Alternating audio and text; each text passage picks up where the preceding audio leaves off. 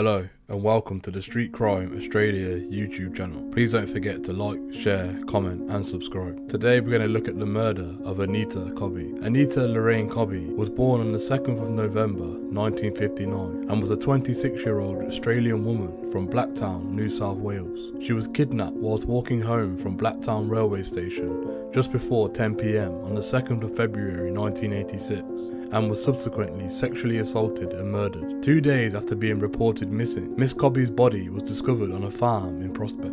Investigations led to the arrest of 5 men who were later convicted of her abduction, rape and murder on the 10th of June 1987 and each sentenced to life imprisonment without the possibility of parole on the 16th of June 1987. At her time of the killing, Miss Cobby sustained multiple knife wounds and lacerations from barbed wire. Her death was a result of a slit throat. The murder received widespread media coverage. It was condemned and brought a lot of attention.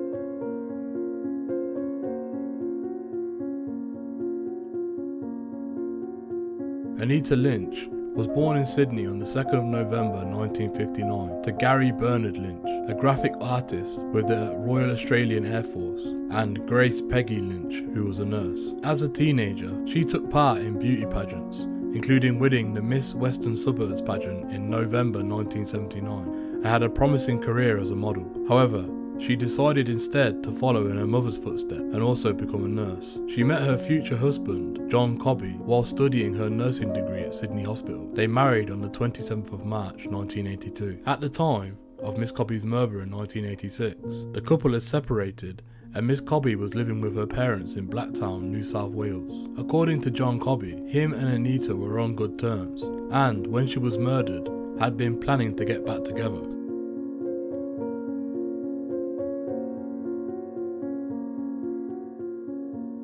Cobby worked in Sydney and commuted daily from her home in Blacktown. On the day of her murder, she finished work at Sydney Hospital at 3 PM and met friends for dinner in a nearby Redfern. Miss Cobby then caught a train from Central Railway Station to Blacktown Station. Arriving at Blacktown, she would usually ring her father, who would pick her up. On the day of her death, she had most likely decided to walk home after finding the phone to be out of order and no taxis available at the taxi rank. Aside from her killers, only 2 witnesses see Miss Cobby after she left the train station. Miss Cobby was walking alone from the station along Newton Road, Blacktown, around 10 PM when a gang of 5 men drove up alongside her and stopped their stolen white HT Holden Kingswood. 2 men leapt from the car and dragged her inside the vehicle as she kicked and screamed. A 13-year-old boy, his younger sister, and a mother heard someone screaming from their house directly opposite and had gone outside in the time to see Miss Cobby forced into the attackers' cars. The boy ran across the road to help, but the car drove off before he reached it. Returning home, he telephoned the police to report what he had seen. A few minutes later, their neighbour and his girlfriend arrived home and, after being told about the abduction, drove off to search for the car. They eventually drove down Reen Road, now known as Peterbrook Drive, Prospect, and stopped by the now empty Holden, where a man used a spotlight to search for adjacent padlock. Seeing nothing in the padlock and believing the car he was looking for was a different model Holden, he returned home, because later stated that they had hidden in the long grass to avoid the spotlight and waited for the man to leave. Once inside the car on Newton Road, Miss Cobby had been offered to strip off her clothes but refused, begging her attackers to let her go. She saying that she was married and was also menstruating at the time. Her attackers punched Miss Cobby repeatedly, breaking her nose, both cheekbones, before forcing her to perform fellatio on all 5 men. The attackers then drove to a service station to purchase fuel using money stolen from Miss Cobby's purse. Miss Cobby was then driven down to Reen Road to the secluded paddocks while being held down in the car, raped repeatedly, and being continually beaten by her 5 attackers. They then dragged the then brutally beaten Miss Cobby into the padlock along the barbed wire fence, where they then dumped her and continued to sexually and physically abuse her for some time. According to his taped confession, one of the attackers, John Travers, then became concerned that Miss Cobby could identify them because she then seen their faces and heard all their names, and convinced the others they should kill her. Urged on by the others, Mr. Travers slit her throat, almost severing her head.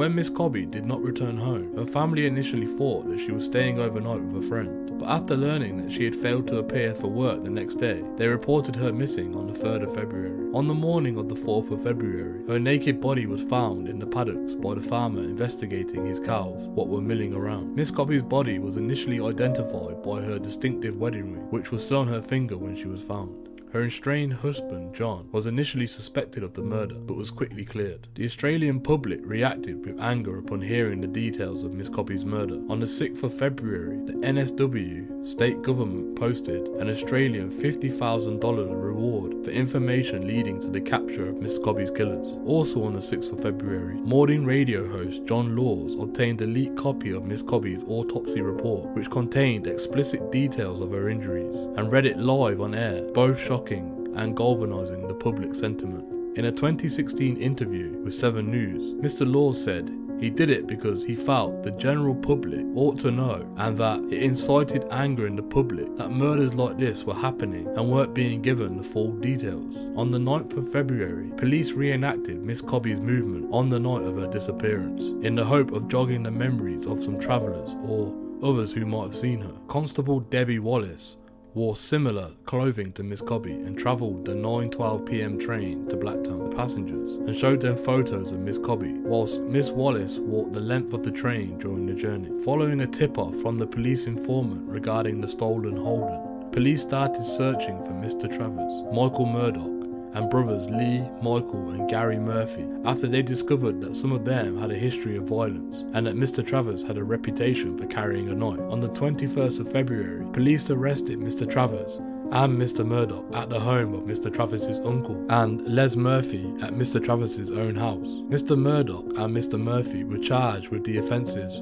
relating to the stolen cars and released on police bail. Mr. Travers, who admitted he had a stolen car, made a conflicting statement about the murder and was detained in police custody. Whilst in custody, he requested that a friend be called so he could bring him cigarettes. The phone number was handed to the investigating police, who contacted the friend, a woman. The woman, Mr. Travers' aunt, eventually dubbed Miss X, agreed to help with the investigation and met with the officer and gave him details of Mr. Travers' background. Miss X was subsequently sent back in to talk to Mr. Travers, agreeing to hide a recording microphone device in her bra while she visited him in his cell and was able to obtain a confession. Miss X went to Mr. Murdoch's home whilst wearing a concealed recording device to capture his statements on tape as well. Eventually, 5 men were arrested and charged with the murder. Police were praised for their quick response in capturing all the suspects involved. In total, 22 days had elapsed from the time of the murder to the time all the suspects were taken into custody.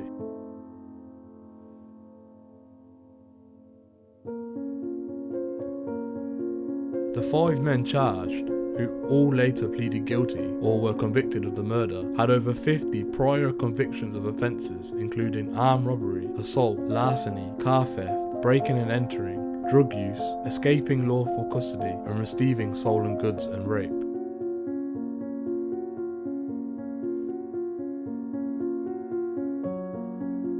John Raymond Travers, considered the ringleader of the gang, was raised in poverty in Blacktown, the oldest of 8 children from an unmarried teenage parents. By the age of 14, he was already an alcoholic and was expelled from high school during year 10 for being continually disruptive to other students. Beyond schooling, Mr. Travers held a few jobs and relied mostly on unemployment benefits as a source of income. He was eventually committed to Boys Town, a juvenile detention facility, by his mother. His father, with whom he never shared a close relationship, left the house in 1981. Finding it difficult to support the family, Mr. Travers relied on a crime to provide food, stealing animals such as chickens and ducks from nearby households. The health of Mr. Travers' mother eventually deteriorated, and he and his siblings were sent to live with foster families while she was hospitalised. Mr. Travers had a history of violent sexual behaviour and bestiality. Witnesses have recounted that on several occasions he had brought a live sheep for a barbecue and slit the animal's throat as he sodomised it, before roasting its carcass on a spit.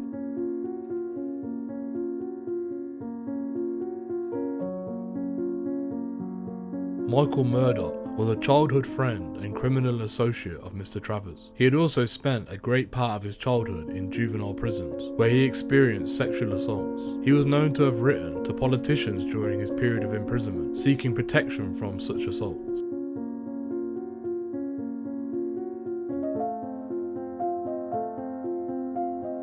Michael, Gary and Les Murphy, three brothers from a family of 9 children, were also accused of the crime. Michael, aged 33, was the eldest of the 9 Murphy children. He was sent to live with his grandmother when he was 12 years of age. Gary Murphy was aged 28. He had a hearing impairment and it affected his schooling, so he left early to seek work. He was noted as being an able and willing worker before the crimes. Gary's strong interest in cars led him facing several car-related charges in the years preceding the murder. He was known to have a very violent temper. Les Murphy was aged 22 and was the youngest of the Murphy children and was known as having the worst temper.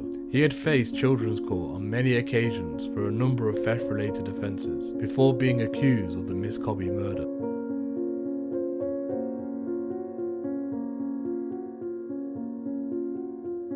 The trial began in Sydney on the 16th of March 1987. Before the proceedings began, Mr. Travers changed his plea to guilty. Sydney newspaper The Sun published a front page story on the day the trial began, carrying the headline, "Anita Murder Man Guilty," alongside a large image of Mr. Travers. The news story also referred to Michael Murphy as an unemployed prison escapee of no fixed address. Another story in the same paper detailed Mr. Murphy's criminal convictions and his recent escape from Silverwater Correctional Centre, where he was serving a 25-year sentence for a string of burglaries and thefts. The jury was discharged due to the potentially prejudicial information published about Mr. Murphy. According to the medical examiner's report, Miss Cobby's body showed extensive bruising on her head, breasts, face, shoulders, groin, thighs and legs consistent with a systematic beating, including a blow of considerable force to the right eye. She also had lacerations on her hips, thighs and legs from barbed wire, several cuts to her neck, resulting in a severing of her ear and the windpipe, and near decapitation, and many cuts to her hands and fingers, resulting in the near severing of 3 fingers, which likely occurred when she raised her hands to her face, trying to protect herself from the knife. The medical examiner later testified that after Mr. Cobby's throat was slit, she would have died within 2 minutes. He also testified that some radio bulletins, reportedly based on his own report, contained misinformation about the type and extent of Miss Cobby's injuries. She was not mutilated, apart from the slashing of her throat and hands. There had been no attack with a knife on her stomach or genitals, and her shoulders had not been dislocated. The trial for the remaining members of the gang lasted 54 days, with the men's defence relying on convincing the jury of their minimal involvement in the beating and murder. On the 10th of June 1987, all 5 were found guilty of sexual assault and murder. On the 16th of June, they were all sentenced in the Supreme Court of New Wales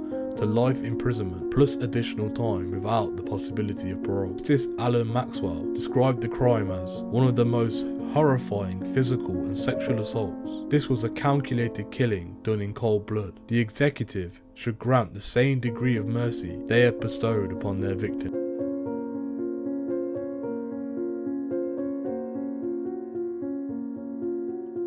Cobby's parents would join forces with Christine and Peter Simpson, the parents of murder victim Ebony Simpson, to create the Homicide Victim Support Group, community support group that helped families deal with heinous crimes. The Lynches also campaigned in seeking tougher sentences and truth in sentencing laws, which were raised after Miss Cobby's murder. Miss Cobby's father, Gary Lynch, died on the 14th of September 2008, aged 90, suffering from Alzheimer's disease. Her mother, Grace, died of lung cancer in 2013 at the age of 88. The Lynches had been married for 54 years at the time of Gary's death.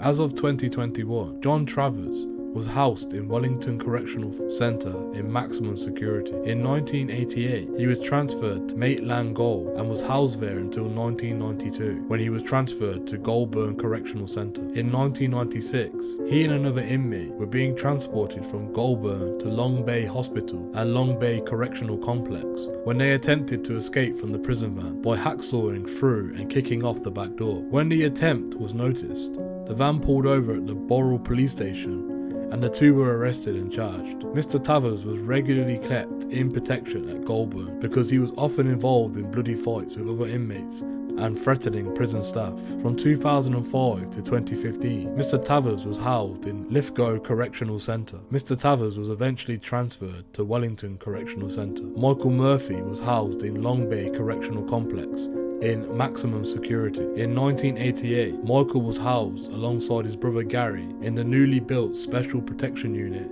in Long Bay Correctional Complex. In 1992, he was transferred to Lithgow Correctional Centre, where he undertook Year 10 studies and did weekly work. A few years later, Michael Murphy was transferred to Goulburn Correctional Centre, where he spent most of his imprisonment, and he usually kept to himself and stayed out of trouble. In May 2015, he was reclassified as medium security until July 2015, when he was reclassified back to maximum security. In 2018, Mr. Murphy was transferred from Goulburn to Long Bay due to deteriorating health. In September 2018, it was reported that he had terminal cancer and was living in a palliative care. He died in Long Bay Hospital on the 21st of February 2019 at the age of 66. As of 2021, Gary Murphy was housed in Goulburn Correctional Centre in maximum security. In 1988, he was housed alongside his brother Michael Murphy in the newly built Special Protection Unit in Long Bay Correctional Complex. A few years later, Gary Murphy was transferred to Maitland Gaol Correctional Centre, where he was housed until the prison's closure. In 2005, he was placed in Goulburn Correctional Centre and was housed there until July 2019. In mid-June 2019, he was transferred from Goulburn to Long Bay Correctional Complex. On the morning of the 25th of July 2019, he was severely beaten by several other prisoners in the shower block of Wing 10 in Long Bay and was transferred to the hospital in critical condition. On the 23rd of August 2020, it was revealed by the Daily Telegraph that Mr. Murphy at some point had been moved back from Long Bay to Goulburn. As of 2021, Les Murphy was housed in Goulburn Correctional Centre in maximum security. There was a long list of associates in the Goulburn Centre he was not allowed to have contact with. In 2005, he got into trouble for failing a urine test. As of the 23rd of August 2020, it was revealed by the Daily Telegraph that Mr. Murphy was still serving his sentence at Goulburn. Michael Murdoch was formerly a maximum security inmate at Goulburn Correctional Centre until December 1999, when he was reclassified to medium security and transferred to Bathurst Correctional Complex.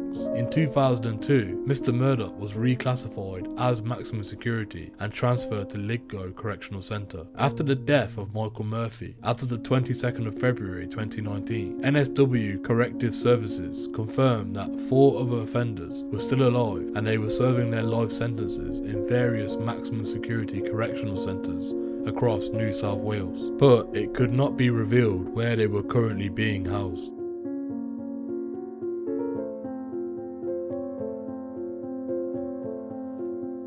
The murder has been covered by several true crime television series, including Crime Investigation Australia in 2006, Crime Stories in 2008, and Australian Families of Crime in 2010. It has also been the subject of several books. The Australian social realist film The Boys in 1998, directed by Rowan Woods, is in part inspired by the Cobby murder and follows the journey of 3 brothers leading up to a similar crime. In February 2016, at the time of the 30th anniversary of the murder, police released the taped confession of Mr. Tavers and Mr. Murdoch that were obtained by Miss X. 7 News broadcast a documentary, 7 News Investigates Anita Cobby, You Thought You Knew It All, which included the newly released taped confessions of John Cobby's first televised interview about his wife's murder.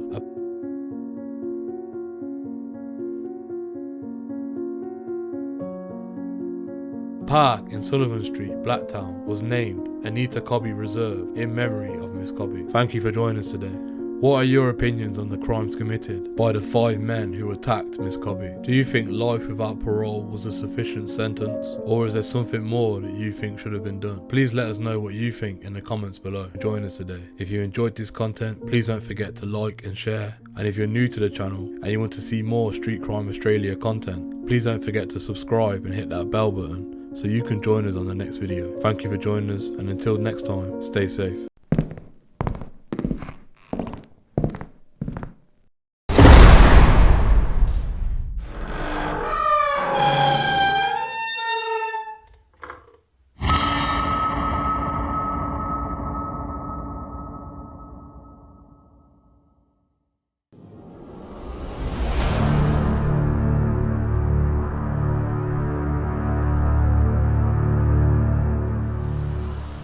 Hello and welcome to the Street Crime Australia YouTube channel. Please don't forget to like, share, comment and subscribe. Today we're going to be looking at the case of Neddy Smith. Arthur Stanley Neddy Smith was born on the 27th of November 1944 and was an Australian criminal who was convicted of drug trafficking, theft, rape, armed robbery and murder. Mr. Smith served a life sentence from 1989 and was imprisoned in Lithgow Correctional Centre after he was moved from Long Bay Correctional Centre, New South Wales, where he had spent 14 years. Mr. Smith's bodyguard, Graham Abbo Henry, claimed in Abbo, A Treacherous Life, the Graham Henry story, that the gang of criminals led by Mr. Smith committed crimes worth 25 million Australian dollars in the 1980s.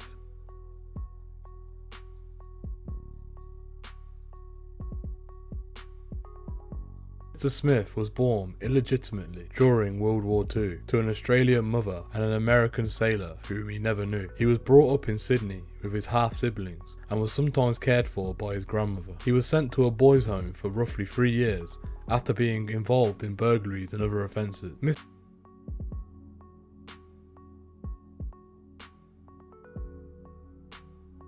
Smith spent much of the rest of his life in prison, serving sentences from 1963 to 1965 and 1968 to 1975. He did 1978 to 1980 and 1989 until his death. Mr. Smith was a self-confessed heroin dealer, an armed robber who gained notoriety for his violent temper. Standing 6'6" inches, 198 meters tall, and weighing 102 kilos in his prime, Mr. Smith exploited his size when involved in countless street fights and bar brawls. Journalist John Dale has commented that there is no doubting Neddy Smith's physical size and menacing aura. In Neddy, The Life and Crimes of Arthur Stanley Smith, he claimed to have beaten up former British and Commonwealth heavyweight champion Bunny Johnson after a row inside a Sydney nightclub. However, he denied committing rape, for which he was imprisoned in 1968, and the numerous murders of which he was accused. Mr. Smith gave further notoriety when he became a whistleblower and star witness for the Independent Commission Against Corruption, the ICAC, and the Wood Royal Commission. He obtained immunity for all the crimes he had committed,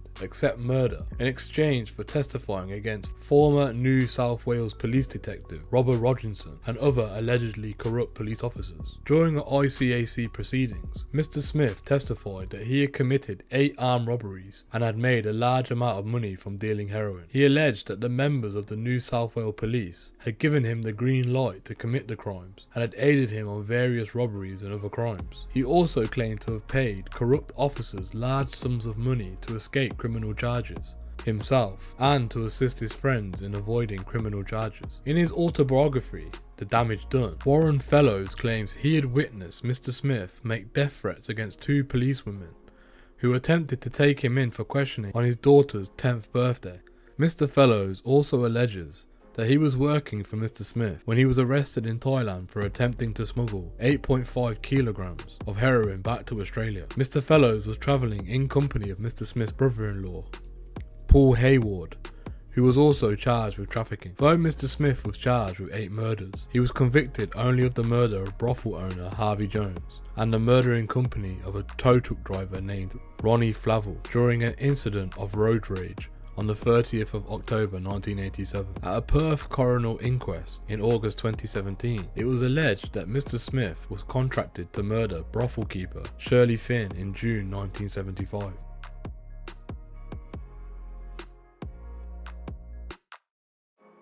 Mr. Smith's claims about exploits and the actions of the allegedly corrupt New Wales police officers are depicted in the Ministry's Blue Murder, based on Mr. Smith's book, Neddy, and produced by Australia's public broadcaster ABC TV. First aired in most of Australia in 1995, the show was banned in New South Wales until 2001 because of the ICAC hearings, the Wood Royal Commission, and the outstanding contempt of court charges. Australian actor Tony Martin played Mr. Smith and Richard Roxburgh played Mr. Rogerson. In Blue Murder, Mr. Smith is shown murdering whistleblower prostitute Sally Ann Hupstead.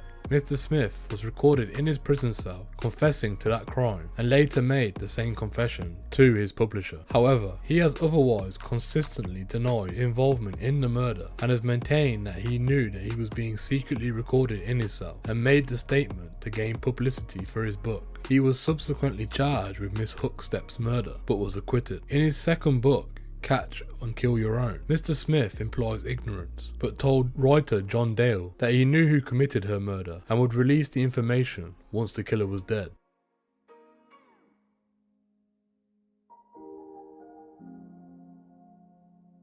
Diagnosed with Parkinson's disease in 1981, Mr. Smith served 14 years in Long Bay Correctional Centre, New South Wales, and was a regular patient at the prison hospital. In 2003, he was moved to Lithgow Correctional Centre. In 2008, the Daily Telegraph reported that his Parkinson's medication had ceased being effective and that Mr. Smith's health had deteriorated, leaving him unable to maintain balance and using a wheelchair. Mr. Smith continued to refuse to assist police with ongoing investigations of unsolved murders, which were not covered by the immunity granted to him in exchange for his testimony against allegedly corrupt police officers at the ICAC and the Wood Royal Commission hearings. In April 2017, Mr. Smith attempted to escape custody whilst being treated for heart problems at the Prince of Wales Hospital in Randwick, New South Wales. He allegedly sneaked past 2 prison guards, only to be caught by the nurses in the corridor. Mr. Smith died on the 8th of September 2021 in Long Bay Prison Hospital, aged 76. Thank you for joining us today. What are your opinions on the crimes committed by Mr. Smith? Do you believe he should have been given immunity for the testimonies he gave against the allegedly corrupt officers? Do you think he has something to do with the murders he has never been convicted of? Please let us know what you think in the comments below. Thank you for joining us today. If you enjoyed this content, please don't forget to like and share, and if you're new to the channel and you want to see more Street Crime Australia content, please don't forget to subscribe and hit that bell so you can join us on the next video. Thank you for joining us, and until next time, stay safe.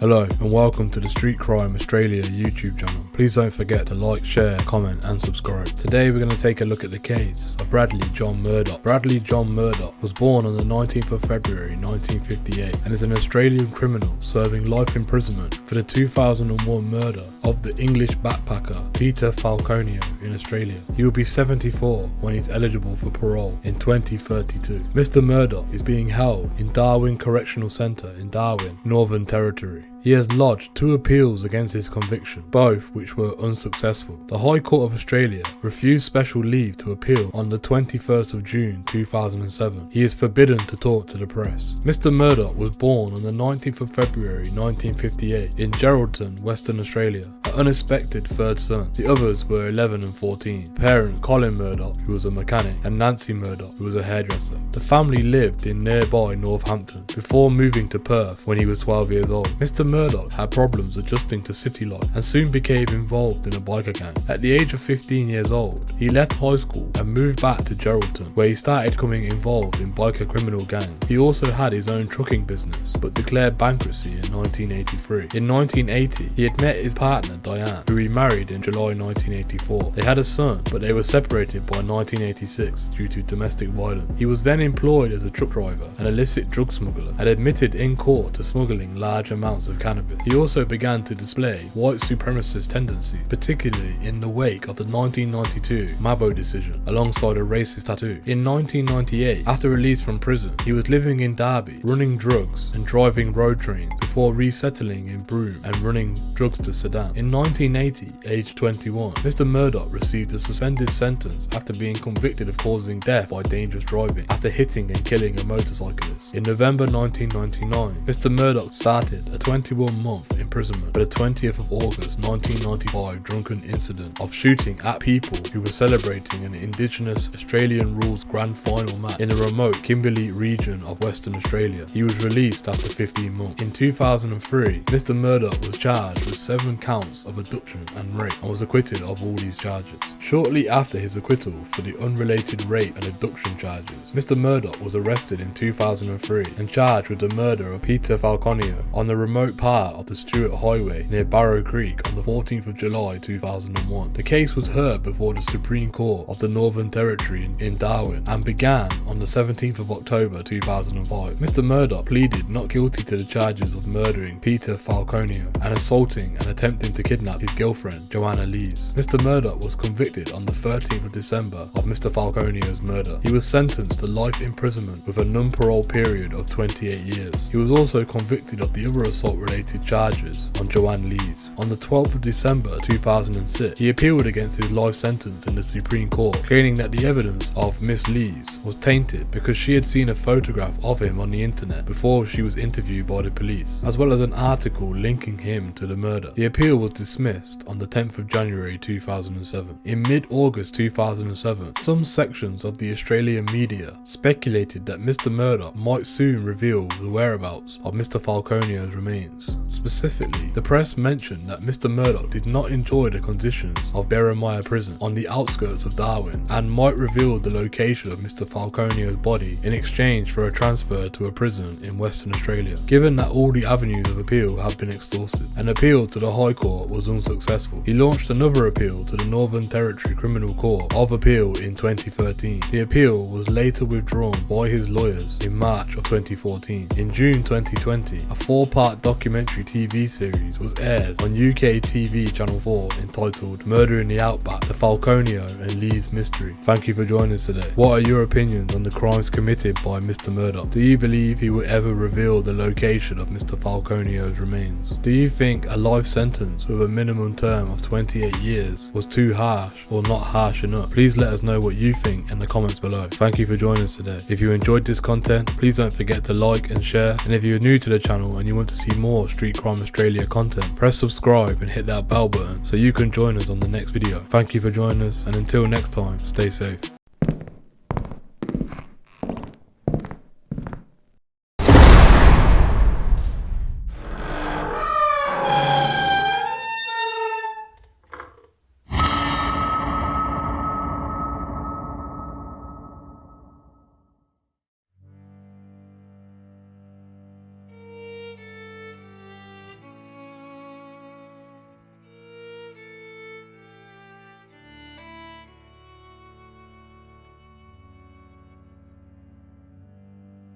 Hello and welcome to the Street Crime Australia YouTube channel. Please don't forget to like, share, comment and subscribe. Today we're going to take a look at the life of a notorious Australian criminal who will never be forgotten about in the Australian criminal underworld.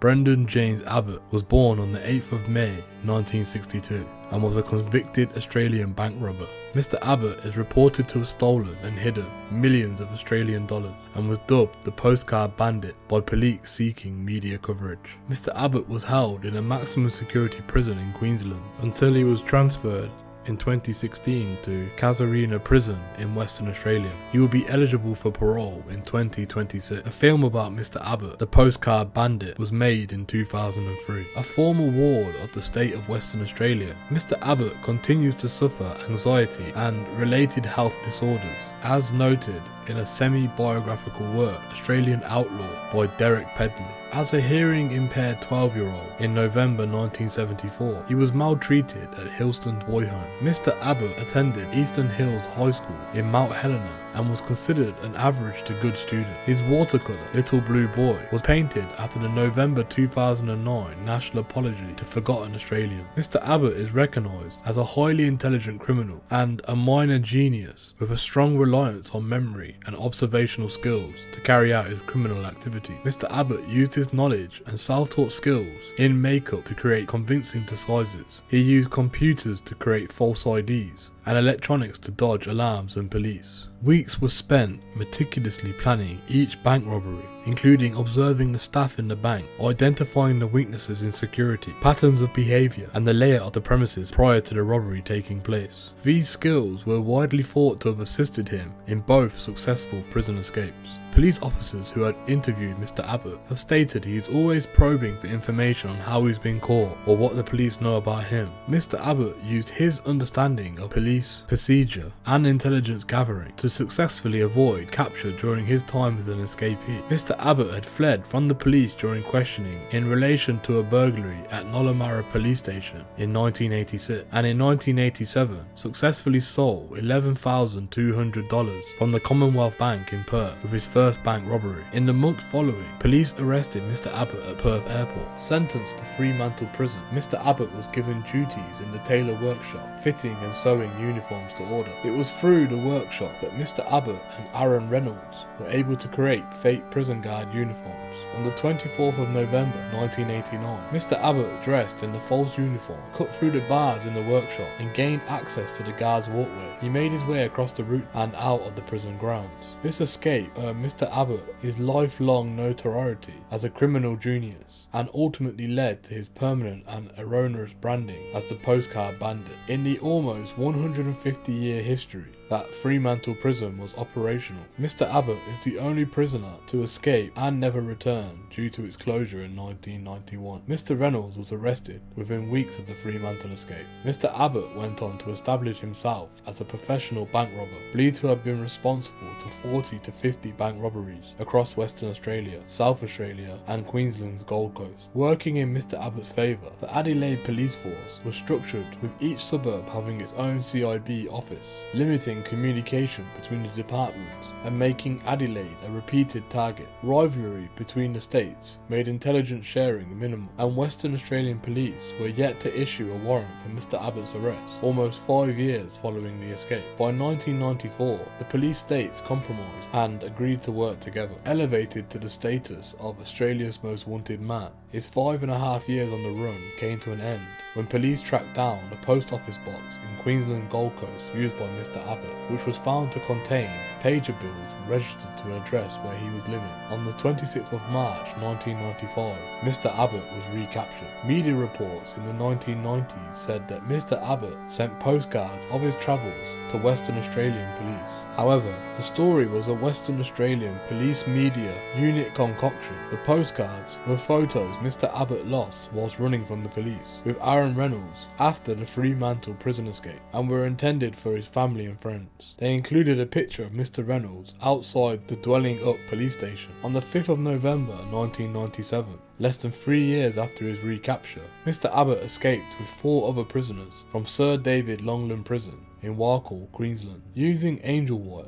a diamond-encrusted wire which had been smuggled into the prison to cut through the bars of their cells. The escapees made it to the Premier Centre fence, where they were thrown bolt cutters by an accomplice, Brendan Berrichon, who had been released in September. Uncharacteristically for Mr. Abbott, the escape from Sir David Longland Prison in November 1997 actually involved force rather than implied threat of force. While cutting through the centre fencing, the alarm was raised. Mr. Berrichon was alarmed and fired on the vehicle patrol, successfully disabling it. The guards were pinned down by the shots. The offenders alleged that this occurred in panic when the plan was not going how it was meant to. Nevertheless, it gave the escapees enough time to cut through the fence and escape in a car driven by Mr. Berrichon. Mr. Abbott was on the run for 6 months, from 1997 to 1998. On the 2nd of May 1998. He was eventually caught in Darwin and is, as of March 2015, serving a 23-year sentence in Queensland for bank robberies and the 1997 prison escape. Following his recapture,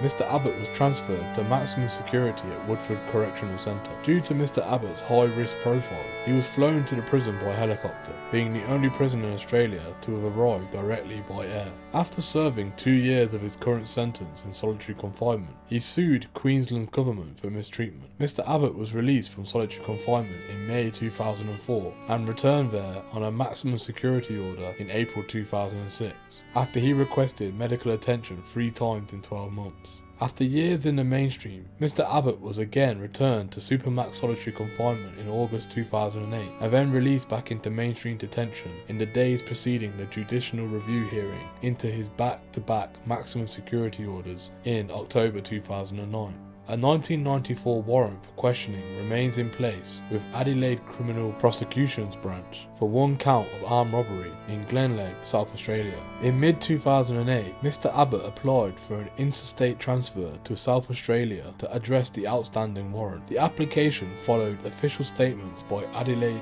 detective Sid Thomas in The Advertiser in 2008 that detectives were travelling to Queensland to question Mr. Abbott at the Woodford Correctional Centre, although no such interview has ever occurred. In December 2010, Mr. Abbott's application for South Australian transfer was approved by the Queensland Attorney General, and the South Australian Attorney General's decision is pending. On the 12th of June 2011, the Advertiser's reporter Nigel Hunt incorrectly reported that Mr. Abbott had filed for Supreme Court judicial review regarding the application to transfer to face the charges. Mr. Hunt's story concludes with an unnamed source suspicions that Mr. Abbott could have committed not just one he is sought for questioning over, but multiple robberies in South Australia. During Mr. Abbott's Queensland sentence, Western Australia twice refused Mr. Abbott's transfer application in 2005 and 2008 to return to the state to complete his sentence. In 2004, Queensland authorities approved the interstate transfer, but Western Australian Attorney General Jim McGuinty refused to accept him. In early 2007, Mr. Abbott's reapplied to be transferred to Western Australia, and that was approved by the Queensland Attorney General in 2008. However, former West Australian Corrective Service Minister Margaret Quirk promptly released a media statement rejecting Mr. Abbott's bid to return home. Mr. Abbott had unsuccessfully applied for transfer to Western Australia 4 times in response to the outstanding warrants. In May 2010, Glenn Cordingley of the Sunday Times in Perth cited an unnamed Western Australian police source who alleged that the Western Australian authorities had a cell waiting for Mr. Abbott, although there had been no official confirmation of such. On the 4th of May 2016, Mr. Abbott was extradited to a prison in Western Australia to serve out his sentence of 16 years, 9 months and 2 days that he was serving for armed robberies and his role in a Fremantle prison riot at the time of his escape in 1989.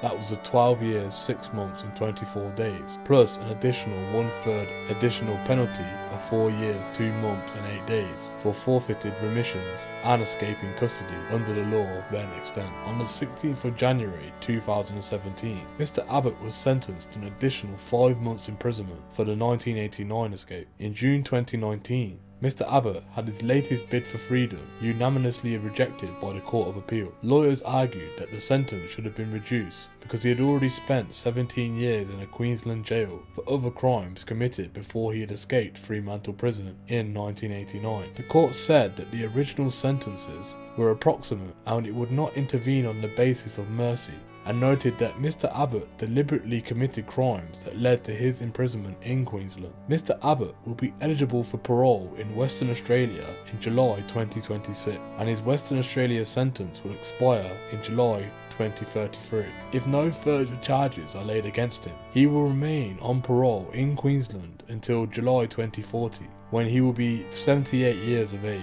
Thank you for joining us today. What are your opinions on the crimes committed by Brendan Abbott? Do you believe Western Australia should have let him back in, or should they have kept him out? What are your opinions on his sentence? Do you think it was too harsh or not harsh enough? Please let us know what you think in the comments below. Thank you for joining us today. If you enjoyed this content, please don't forget to like and share. And if you're new to the channel and would like to see more Street Crime Australia content, then please don't forget to press subscribe and hit that bell button so you can join us on the next video. Thank you for joining us, and until next time, stay safe.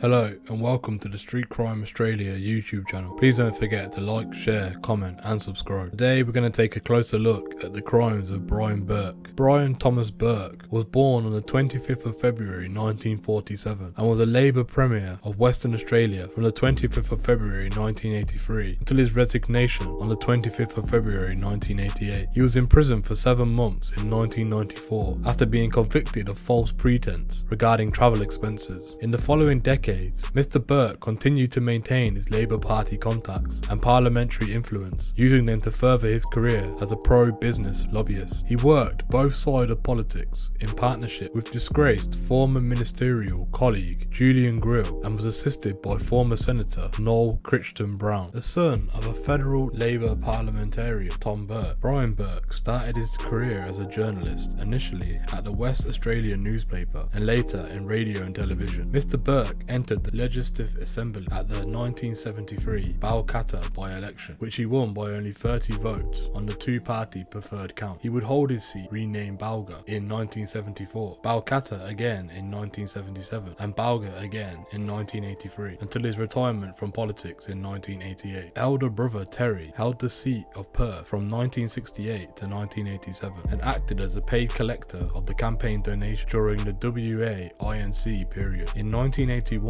Brian Burke defeated Ron Davis to become the opposition leader. At the 19th of February 1983 state election, he became the state's 23rd premier and its third youngest after John Scadden and Newton Moore, ending almost 9 years of Conservative coalition government, which had condemned under Sir Charles Count from 1974 to 1982 and was completed by Ray O'Connor in 1982 to 1983. The Burke government abolished capital punishment in Western Australia in 1984 and reopened the Fremantle Railway. It also enacted important electoral reforms in 1987, including multi-member electorates in the Legislative Council and a method of proportional representation weighted to give extra representation to rural constituents, but ending excessive and unfair rural weighing, which had been in effect for many years. 4-year maximum terms were established for the Legislative Assembly and fixed 4-year terms for Legislative Council. His premiership was characterised by very close associations with businessmen such as Laurie Connell and Alan Bond, and arranging joint government and business. As a result of the 1987 stock market crash,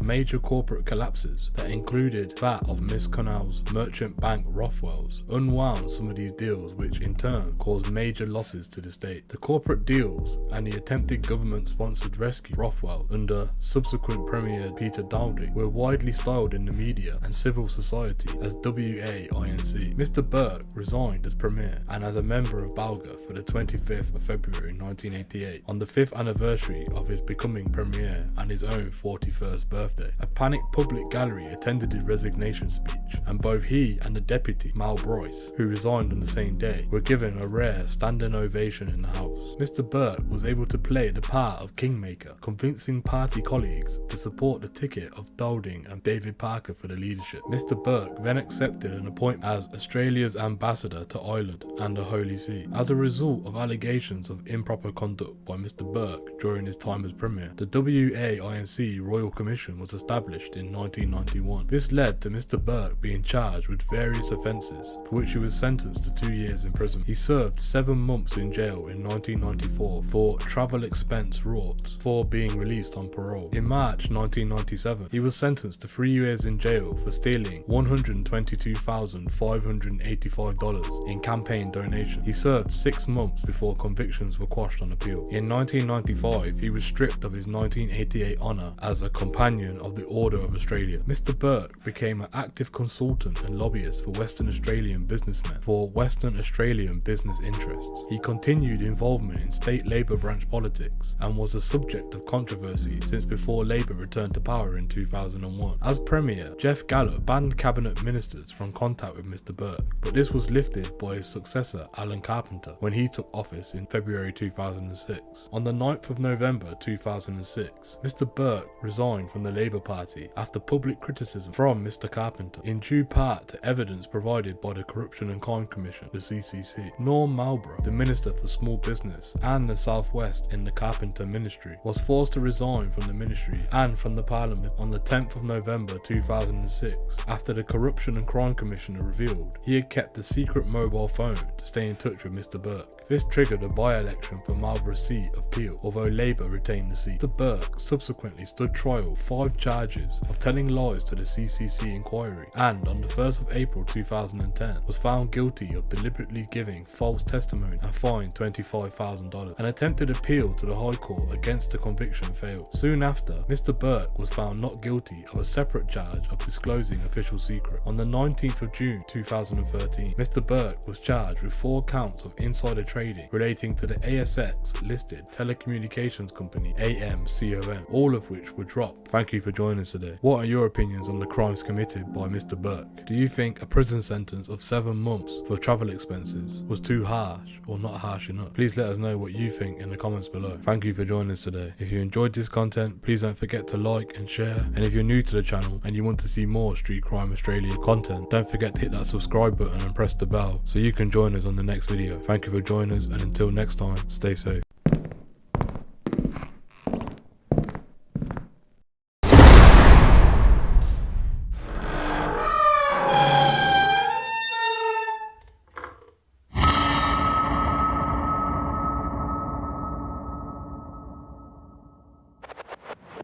Hello and welcome to the Street Crime Australia YouTube channel. Please don't forget to like, share, comment and subscribe. Today we're going to be looking at the gang called the Brothers of Life. Brothers for Life gang, also BFL, was a Middle Eastern crime gang active in southwestern suburbs of Sydney, Australia. They came to public prominence largely from internal disputes between the Bankstown chapter and the Blacktown chapter that resulted in a number of shootings in October 2012 and February 2014 that killed 2 members. Several other gang members was seriously injured. At least one uninvolved person was injured during the shooting. In October 2020 and June 2021, 2 other people related to the BFL leader, Bassam Hamzi, were killed in shooting. Operation Apollo and Operation Talon were the police's operations to deal with the gang.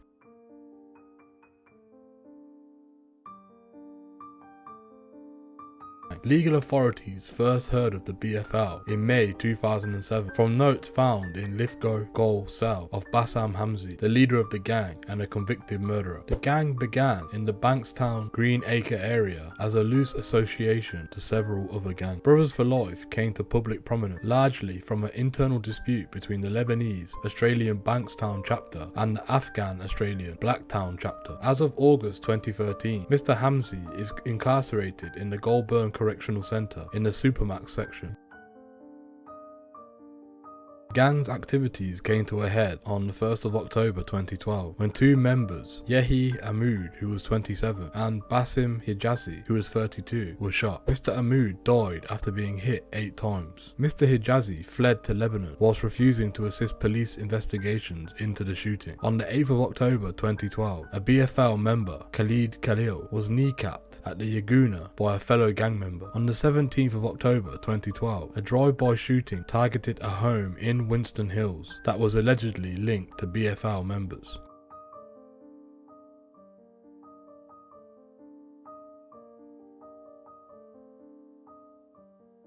On the 9th of February 2013, Bass Hill, another unnamed BFL member, was kneecapped.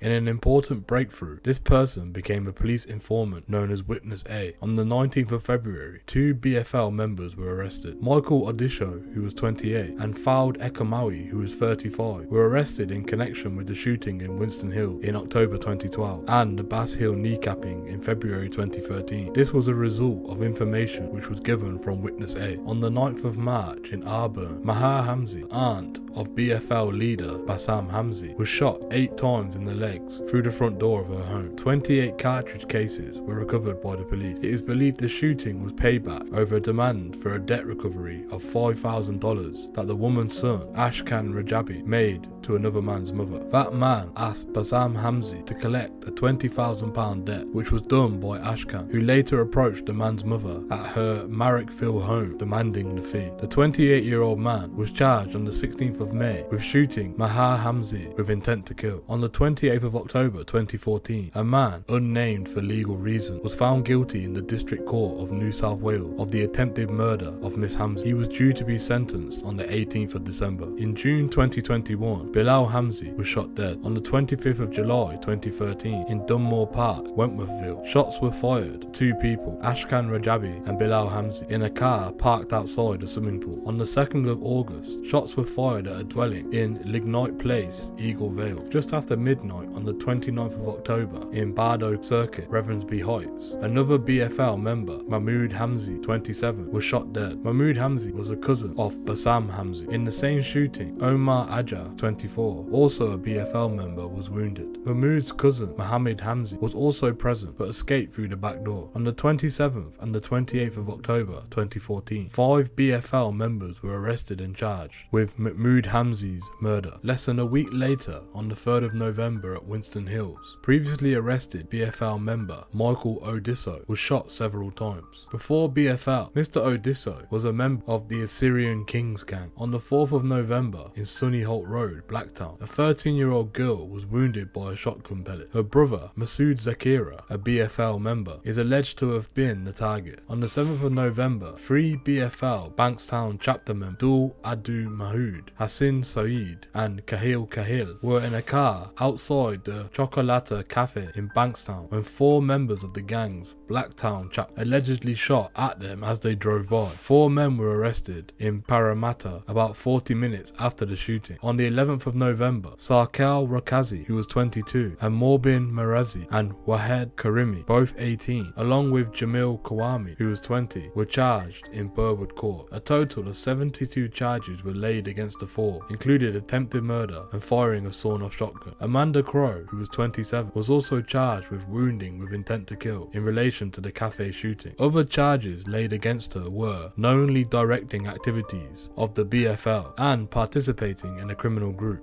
She was released on an Australian $1.3 million bail after being rearrested at her home in Dulwich Hill in 2014 on the 27th of October. She had additional charges laid of the murder of Mahood Hamzi, conspiring to murder Mohammed Hamzi, and wounding Mr. Aja. It is alleged in the Burwood local court that Miss Crow drove the white Nissan Tidda carrying the 3 gunmen who killed Mohammed Hamzi. On the 16th of December, Joe Autumn, a standover man, was shot dead in his home in Jersey Road, Strathfield. Mr. Anton answered a knock at his front door and was shot several times. Brascove Boskosky, his business partner, was killed in Earlwood months before in a similar shooting. On the 27th of October 2014, 2 of the 4 BFL members already in custody for killing Mahmoud Hamzi and the Chocolata Cafe shooting were also charged with the murder of Mr. Anton.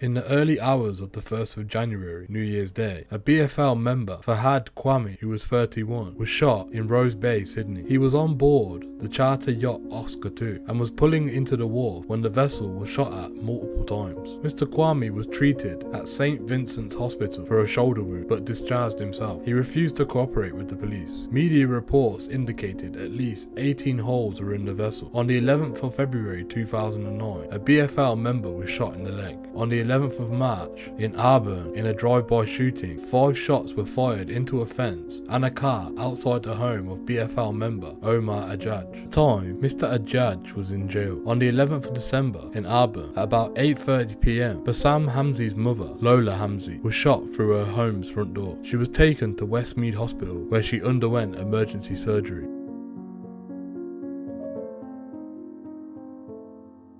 Majid Hamzi, younger brother of Bassam Hamzi, was killed during what police believe was a targeted daylight shooting in Condell Park on the 19th of October 2020. On the 17th of June in Sydney CBD at about 10:25 p.m, Bilal Hamzi was killed in a drive-by shooting on Bridge Street near Mr. Wong's restaurant. It was reported that the gunman fled the scene in a dark-coloured Audi. On the 20th of October in Guildford, Sydney at around 8:55 a.m, Salim Hamzi and Tufik Hamzi were killed in a double shooting outside Osgood Street. On the 7th of November 2013, police arrested 10 members of BFL. Nick Caladas, New South Wales Deputy Police Commissioner, said 6 people were charged in relation to 2 incidents which left 1 man dead and 2 other wounded last year. We charged another 4 people that same day with shooting offences that happened an hour before in Bankstown, an alleged attempt to murder 2 men. A rapid response by the MEOC, Middle Organised Crime Squad, and other police meant that suspects and vital exhibits were seized on the night, bringing 4 men to the court. At the end of 2013, MEOC formed Strike Force Sitella to investigate numerous shootings and related crimes from July to November 2013.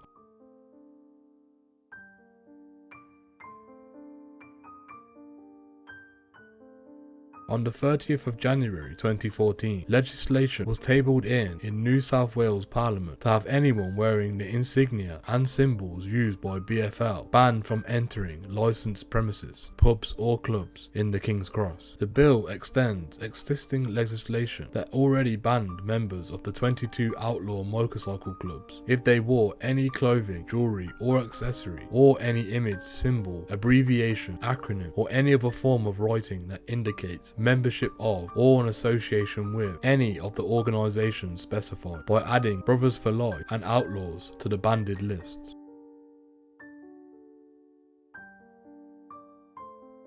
Omar Ajaj had just been charged with the murder of Yahya Ahmoud with the discharging of a firearm with intent to cause grievous bodily harm in retaliation to the kneecapping in Yagona. Mahmoud Sanusi, who was 28, was also remanded in custody over the Yagona kneecapping.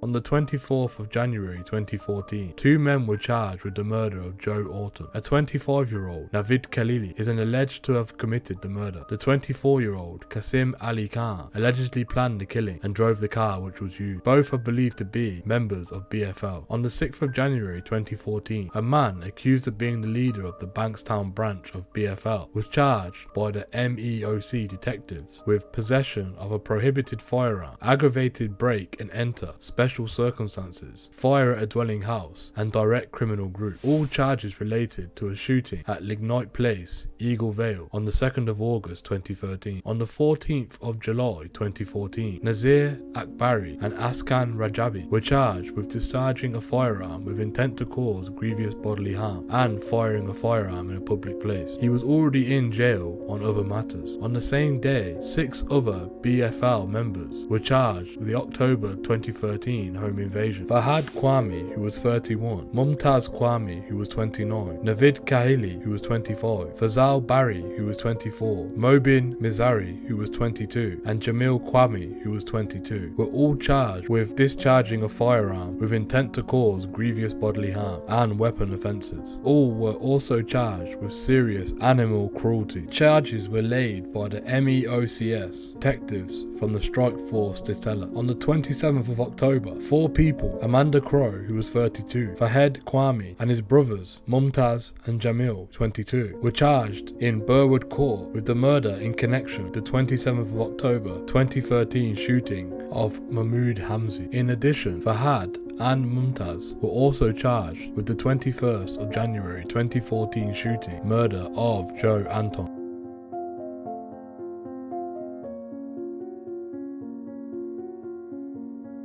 On April 16, Michael Odisho was found guilty of involvement in the February 2013 kneecapping at Bass Hill of another BFL member. The police alleged he handled the gun used in the shooting, loading it and then passing it on. He was convicted of 3 counts of reckless wounding and gun possession. Mr. Odiso was then due to be sentenced in June 2016. On the 20th of February 2017, brothers Fahad and Mumtaz Kwame were convicted of contract murder of standover man Joe Anton on the 16th of December 2013 at his home in Strathfield, Sydney. Thank you for joining us today. What are your opinions on the crimes committed by the BFL? Do you think the sentences given to some of the gang members was too harsh or not harsh enough? Please let us know what you think in the comments below. Thank you for joining us today. If you enjoyed this content, please don't forget to like and share, and if you're new to the channel and you want to see more Street Crime Australia content, don't forget to subscribe and hit that bell so you can join us on the next video. Thank you for joining us, and until next time, stay safe.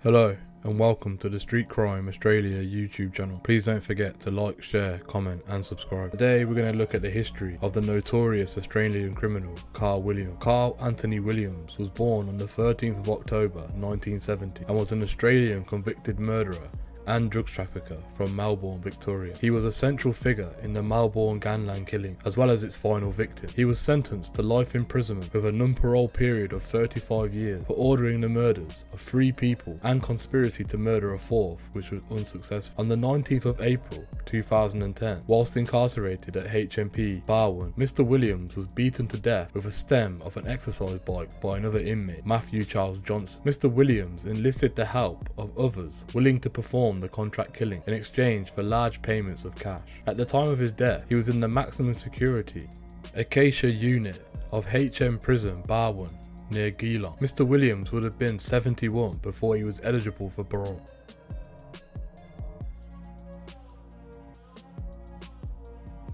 Mr. Williams attended Broadmeadows Technical School, leaving in year 11. He had spent much of his childhood in Western Melbourne with his friends and older brother Shane, who died of a heroin overdose in 1997. He was married to convicted drug trafficker Roberta Mercica, who was born on the 23rd of March 1969, with whom he had one daughter, Dakota Williams, who was born on the 10th of March 2001. Mr. Williams held various labouring jobs before opening a children's clothing store in partnership with his wife, which eventually failed. On the 25th of November 1999, Mr. Williams, along with his father George and another associate, were arrested and charged with drug trafficking after a raid on an illegal drug factory at Fur Close Unit in Broadmeadow. In excess of 25,000 amphetamine tablets were seized by police, estimated to be worth 20 million Australian dollars. Mr. Williams, who described himself as a semi-professional gambler, was banned from the Crown Casino on the 2nd of April 2004 by the Police Commissioner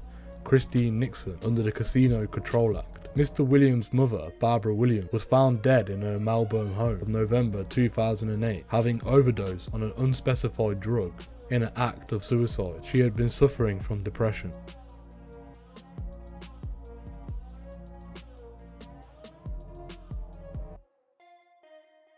On the 13th of October 1999, Mr. Williams was shot in the abdomen by James Moran because he owed the Moran family $80,000. This event sparked a lengthy underworld war known more commonly as the Melbourne gangland killing. In 2002, after meeting through a mutual friend, Tony McBell, Mr. Williams courted the services of the murderer Andrew Veneman as his right-hand man until late 2004.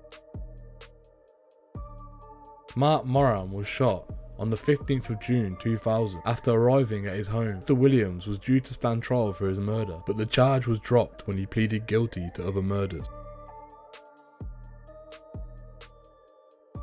On the Saturday morning of the 21st of June 2003, Jason Moran and a colleague, Kwali Barbaro, were shot fatally in a car park Cross Keys Hotel in Strathmore, Melbourne, where Mr. Moran and Mr. Barbaro had brought 5 children to attend an Auskick football clinic. The clinic had just finished, and many adults and children were standing around. Mr. Moran and Mr. Barbaro sat in the front seats of Mr. Moran's minivan, the 5 young children sitting in the rear. A gunman approached and fired both a shotgun and a handheld gun into the vehicles. Men died at the scene. 3 years earlier, a shotgun and a handgun had been used to gun down Mr. Moran's half-brother Mark. 2 of the children in the minivan were Mr. Moran's, and all were aged under 7. Gunman, nicknamed the Runner, before he was identified as Victor Brinkat, later told police that Carl Williams was the person who paid him to kill Mr. Moran and Mr. Barbaro, and that Mr. Williams had paid him less than the $100,000 fee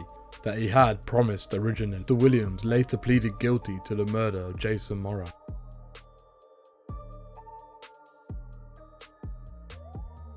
Mark Malia was an associate of the murderer underworld criminal Nick Radev. At 8:05 AM on the 18th of August 2003, a fire was reported in the stormwater drain in Sunshine. Fire brigade members attended to the fire, recovered a wheelie bin containing the remains of a charred body inside, later identified as Mr. Mamilla.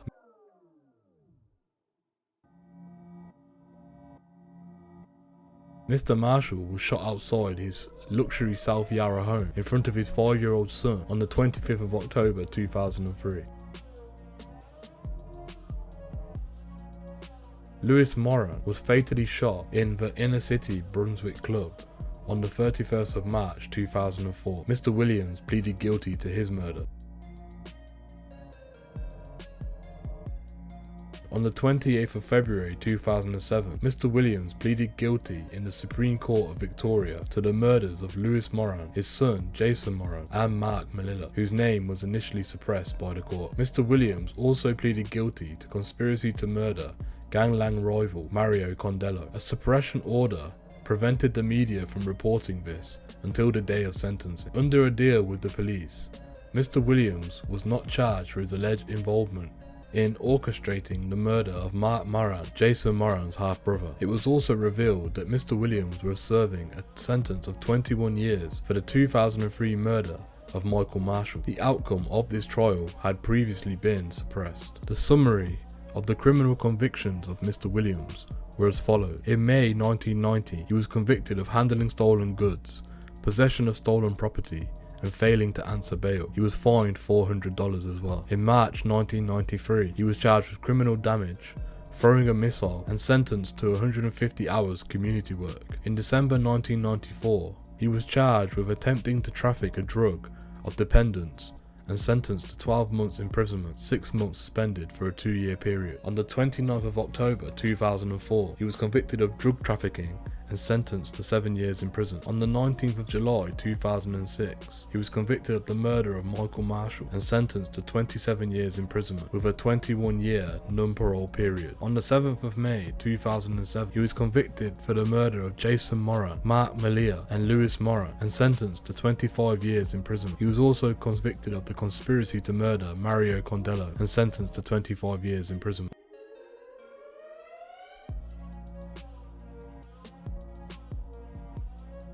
On the 19th of April 2010, News Limited newspapers, including the Herald Sun, revealed that Victoria Police were paying $8,000 in school fees for Mr. Williams' daughter. The reason for the payment was not revealed at the time. Later, during the 2011 murder trial, it was revealed that Mr. Williams had turned informant and had struck a deal with the Assistant Commissioner, Simon Overland. Mr. Williams gave information on several unsolved murder cases believed to have been involved in corrupt officers, and it also revealed his murderer may have been implicated in at least one of those cases. Mr. Williams' lawyer, Rob Starry, said, Mr. Williams was upset about the publication of the story. There was speculation that the police may have agreed to pay the school fees in exchange for information and that the publication of the story may have led to the death of Mr. Williams. The Herald Sun defended its publication of the story.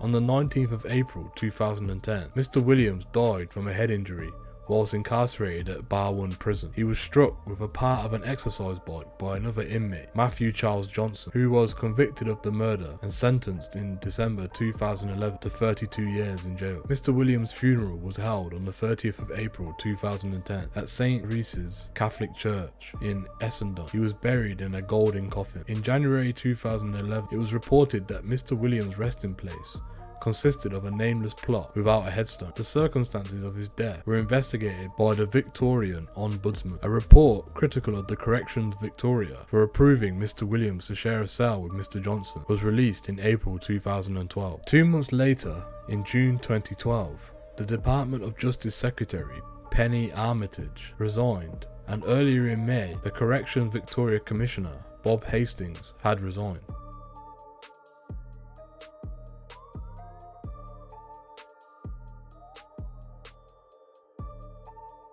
Mr. Williams was portrayed by 2008 Australian television series Underbelly, based on the events surrounding the Melbourne gangland wars from 1995 up until his arrest in 2004. In 2014, Mr. Grantley reprised the role in Fat Tony and Co, and again in 2020 in Informer 3838. Join us today. What are your opinions on the crimes committed by Mr. Williams? Do you think the publication of his story by the media was the cause of his death? Do you believe he had more crimes to confess to the police? Please let us know what you think in the comments below. Thank you for joining us today. If you enjoyed this content, please don't forget to like and share. And if you're new to the channel and you want to see more Street Crime Australia content, please subscribe and hit that bell button so you can join us on the next video. Thank you for joining us, and until next time, stay safe.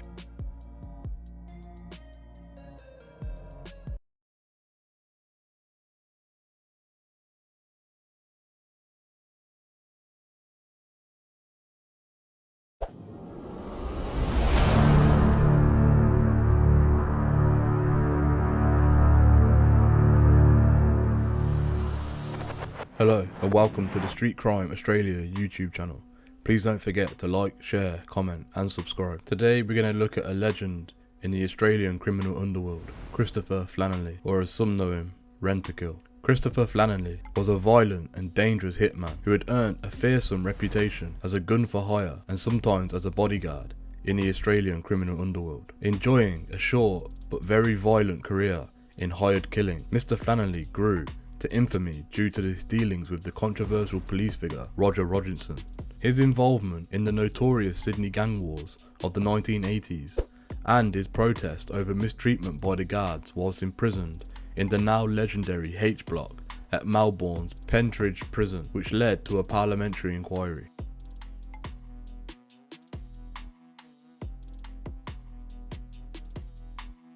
Christopher Flannelly was born in Brunswick, Victoria in 1948 and grew up poor, spending time in the boys' homes. Whilst his brother and sister focused on working hard and establishing themselves as upstanding members of their local community, Chris seemed to have more interest in entering the criminal fraternity. He graduated to his first criminal conviction in the same year he left school, when he was 14 years old. By the age of 17, he had racked up a string of charges, including breaking and entering, car thefts, possession of firearms, rape, assault on a police officer, and at this age, he was sentenced to 9 years in prison. It is possible that this early incarceration may have desensitized Mr. Flannery from the suffering of others and instilled in him a distinctive mean streak. Inside H Division in Pentridge Prison, the high security wing of the jail, which was reserved for offenders deemed too dangerous to mix with the general population, Mr. Flannery was repeatedly bashed and sodomized by both criminals he lived with and the guards whose presence was meant to ensure his protection. Growing wary of such horrendous treatment, Mr. Flannery decided to place himself on hunger strike and draw attention to his plight behind bars. His actions eventually forced a parliamentary inquiry into the living conditions of prisoners in H Block, and as a result of the damning findings of this inquiry, a number of prison guards were forced into retirement. Mr. Flannery achieved an almost hero-like status among other prisoners for his actions. After being released from Pentridge Prison, Mr. Flannery and 2 accomplices were alleged to have committed an armed robbery on a David Jones store in Perth and were soon after arrested in Sydney by the infamous detective Sergeant Robert Rodginson. Mr. Flannery allegedly attempted to bribe Mr. Rodginson in order to escape conviction, but was extradited to Perth to face trial. Mr. Flannery was acquitted of the department store robbery, only to be sentenced to his second major jail stint for an earlier committed rape in Victoria.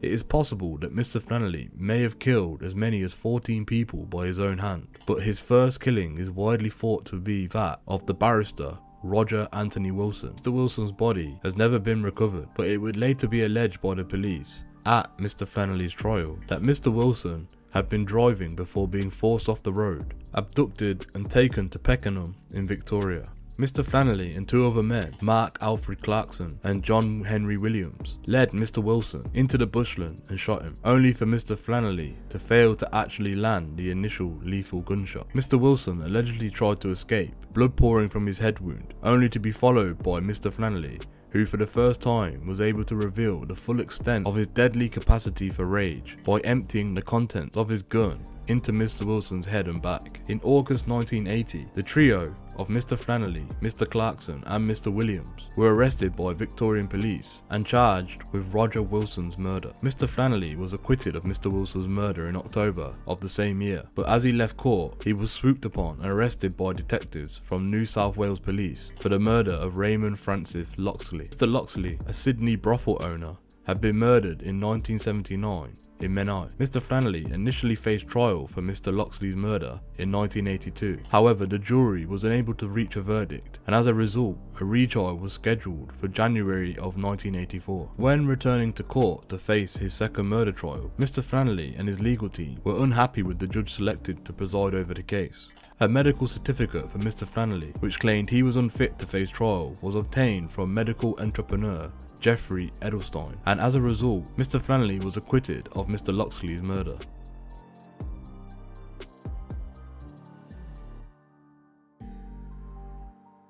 Mr. Flannery went to work in Sydney for club owner and alleged crime boss George Freeman as a bodyguard and standover man. The Sydney gang wars raging at the time meant that Mr. Flannery was soon active again as a gun for hire. Mr. Flannery had declared an alliance to Neddy Smith. However, when the gang wars began to approach any sort of peaceful resolution, Mr. Flannery continuously proved a stumbling block to the negotiations due to his frequent displays of brutality, malice and threat. In 1984, Mr. Flannery had approached the infamous NSW detective Roger Rodginson in an attempt to help out a friend, Sydney criminal Alan Williams. Mr. Williams was set to face drug charges as a result of an ongoing undercover investigation being carried out by Detective Michael McDurry. Mr. Flannery approached Mr. Rodginson with a bribe to be forwarded to Mr. Durry in a hope that the drug charges against Mr. Williams could be made to disappear. Mr. Durry repeatedly refused the bribes, however, at which point Mr. Williams allegedly proposed to pay both Mr. Flannery and Mr. Rodginson $50,000 each to murder McDurry. On June the 6th, McDurry was shot as a result of his incorruptibility, and it is alleged that Mr. Flannery was the gunman. Mr. Flannery was clearly developing into a liability for those all around him. His need for violence arrogance had developed into a fully overblown ego of a hardened criminal who believed himself above the law of the courts and the law of the streets. The ruthless actions of Christopher Flannelly would prove to have almost fatal consequences for both him and his family, however, when in January 1985 an attempt was made on his life. As he and his wife were approaching their Sydney home on foot, an unknown gunman fired 30 automatic rifle shots at the couple at their home. Mr. Flannelly was mildly injured in the attack, and his paranoia was convinced that the shooting was ordered by rival gang figure Tom Domican. The attack on Mr. Flannelly would prove to be foreboding in things to come. It became clear that Mr. Flannelly had established himself a list of enemies which far outweighed the list of his murder victims.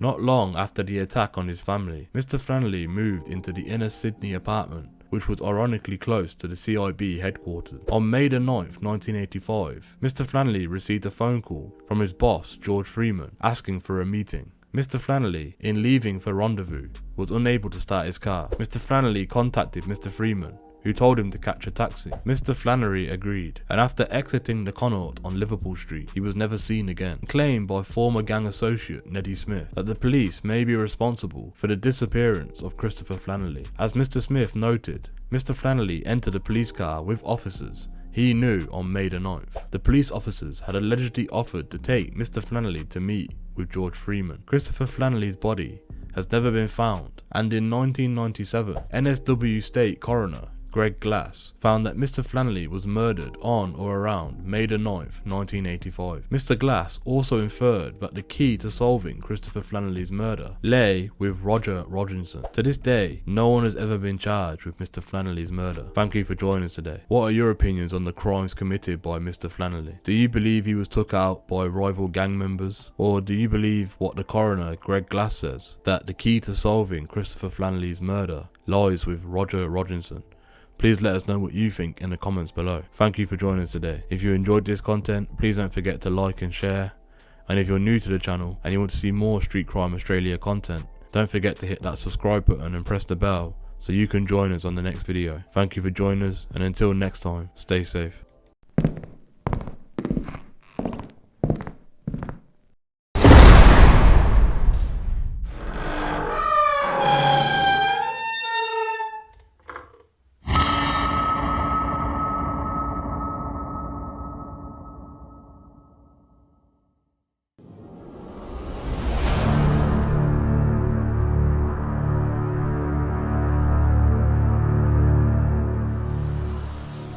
Hello and welcome to the Street Crime Australia YouTube channel. Please don't forget to like, share, comment and subscribe. Today we're going to look at a legend who will never be forgotten about in the Australian criminal underworld, Darcy Ezekiel Duggan. Darcy Ezekiel Duggan was born on the 29th of August in 1920 and was an Australian bank robber and New South Wales's most notorious prison escape artist. During his criminal career, he committed numerous armed hold-ups, robbing banks and even a hospital. However, he became more famous for his daring escapes than his initial crimes.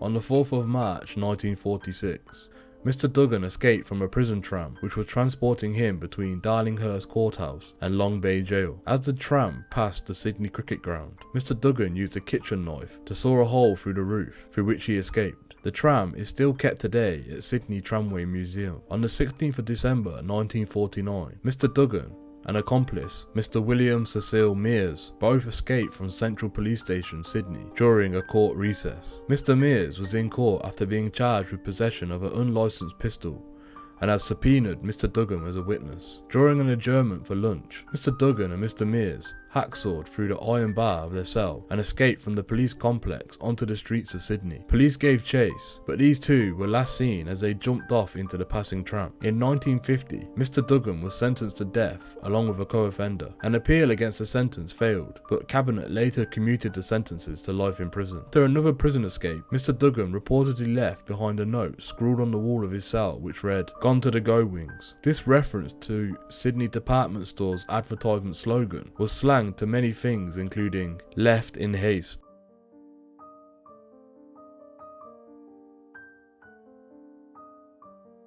Mr. Duggan served a total of 35 years in prison, exactly half of his life. He served his final prison sentence at Long Bay Correctional Sentence and was released on parole in 1984. Mr. Duggan worked as a rehabilitation officer during his final years of freedom until his health declined. In the 1980s, he became a campaigner for prison reform and exposing corruption, living in a prisoner's halfway house in Glebe. In 1980, Mr. Duggan married Jan Simmons, who he had met in prison while she was researching a book about her brother, Kevin Simmons, famous for being an escapee and fugitive in the late 1950s. Although they separated not long after, they remained friends, and Jan looked after Darcy when his health began to fail upon his release from prison. An autobiography about his life, called Bloodhouse, was published posthumously in 2012.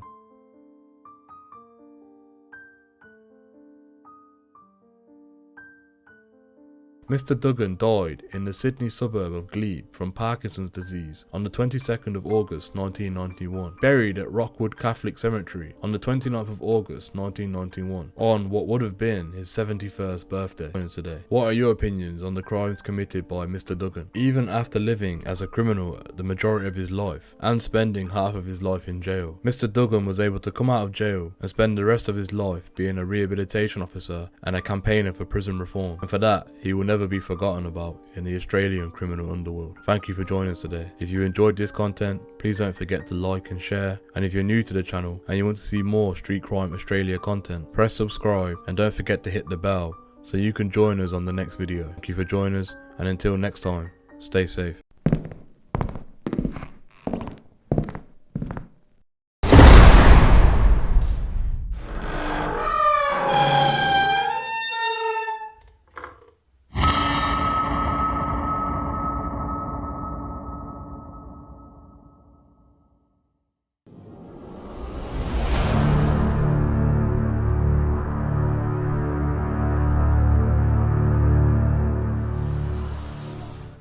Hello and welcome to the Street Crime Australia YouTube channel. Please don't forget to like, share, comment and subscribe. Today we're going to be looking at a dangerous criminal who will never be forgotten about in the Australian criminal underworld.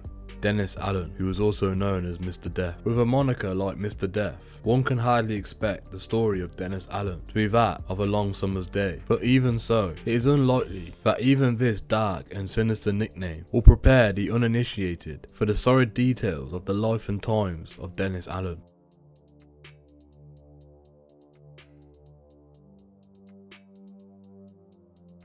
Mr. Allen was born in Carlton, Melbourne in November of 1951 to a crime matriarch, Kath Pettingill, of the notorious Pettingill clan. Kath Pettingill had been part of Melbourne's underworld for nearly 20 years by the time she had Dennis. She posed as a barmaid, but was in reality the madam of a number of brothels which dealt drugs on the side, and it was perhaps in this line of work that Kath had one of her eyes shot out in 1978.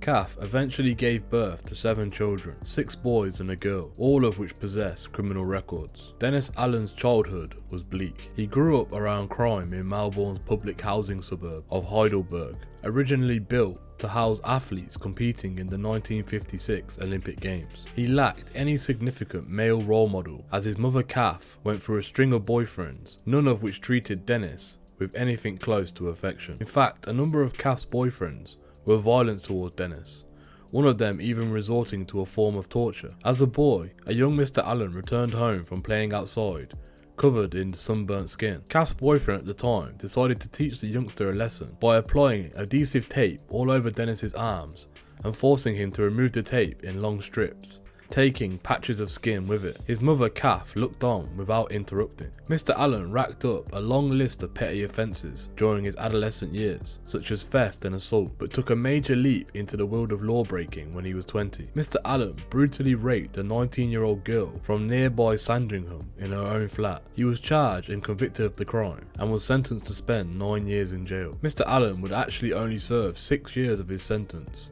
and would not be wasting his time behind bars. His prison experience actually fostered his development as a criminal, as Mr. Allen walked free from jail with a solid education in drug dealing and a list of contacts as long as his arm. Mr. Allen was still fresh from jail and began working towards making a career from drug dealing when he was sent back to prison, breaking his license conditions.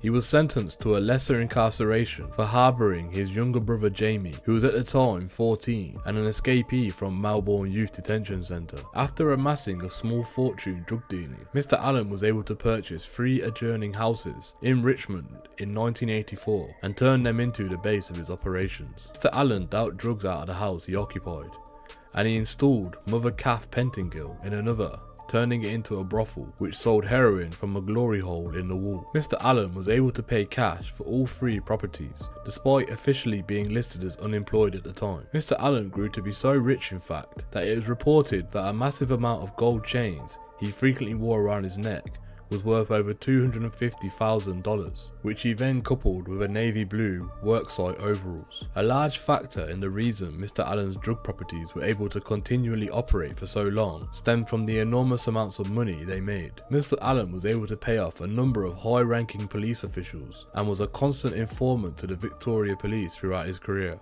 Even though outwardly he professed a deep saddened hatred for the Thin Blue Line, it is widely thought that Dennis Allen had killed up to 11 people. Some of these killings are easier to explain than others. For example, Mr. Allen would kill those competitors in the drug trade that he couldn't buy out or undermine with the police force. But the slaying of Wayne Stanhope is somewhat murkier in its motives.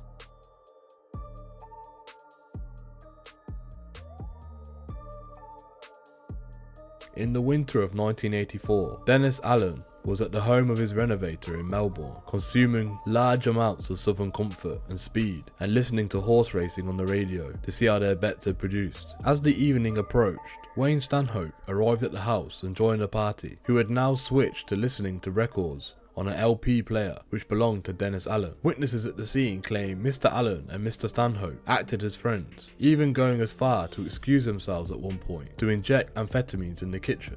However, when Mr. Stanhope rose from his chair at one point to change the record, Dennis Allen pulled out a gun from his pants and emptied the magazine into Mr. Stanhope's shoulder and chest and head. As Wayne Stanhope was clearly lying dead on the floor, Mr. Allen removed himself to one of the bedrooms of the home, returning with a different pistol, which he also emptied into Mr. Stanhope's head. Although Mr. Stanhope was now dead, Mr. Allen continued his assault, requesting for a kitchen knife to slit the dead man's throat open. Mr. Allen then demanded that the stunned survivors help him dispose of the body. Mr. Stanhope's corpse was last seen being loaded into a Ford Escort panel van Mr. Allen had borrowed. His body has never been found, and a clear motive for the killing has never been established.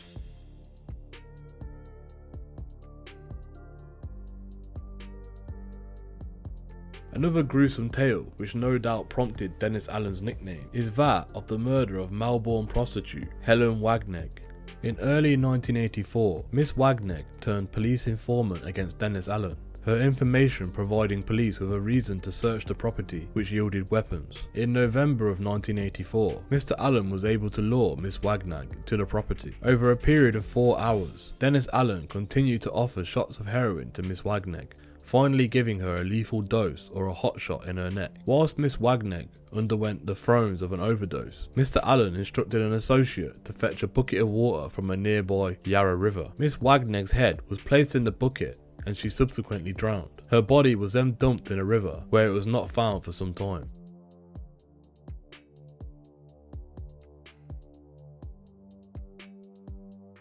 Mr. Allen's most grisly and also most publicised killing was that of Hell Angels bikie Anton Kenny. Mr. Kenny had been kicked out of the notorious bike gang for providing information about fellow members, but had found a member of the underworld who was still associated with it, Dennis Allen. It seemed that Mr. Kenny was aware that Dennis was a frequent police informant himself, because on the afternoon of November the 7th, 1985, he was at Mr. Allen's house to help celebrate Mr. Allen's 34th birthday and foolishly called his host a rat. David Allen's response was to stop drinking and fire 5 .32 caliber bullets into Mr. Kenny's stomach, proved to be fatal. Mr. Allen then seemed to take pleasure in retrieving a chainsaw and cutting off Anton Kenny's legs below the hip so that the corpse would more easily fit into a 44-gallon drum for disposal. The drum was pulled from the Yarra 4 months later.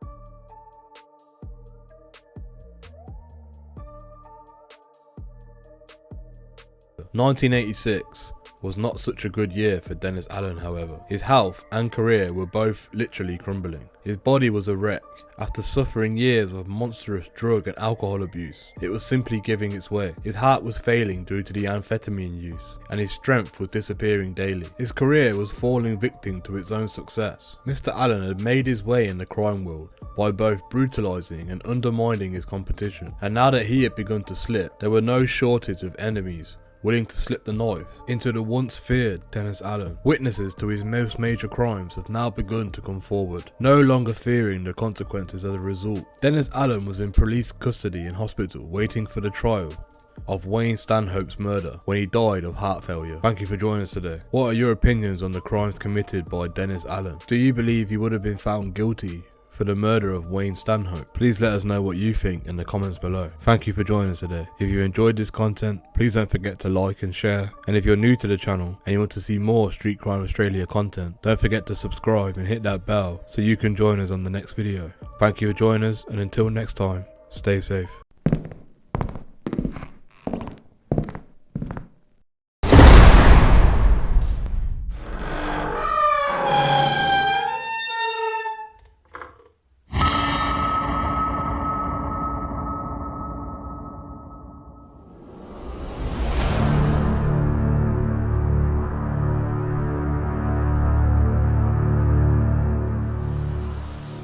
Hello and welcome to the Street Crime Australia YouTube channel.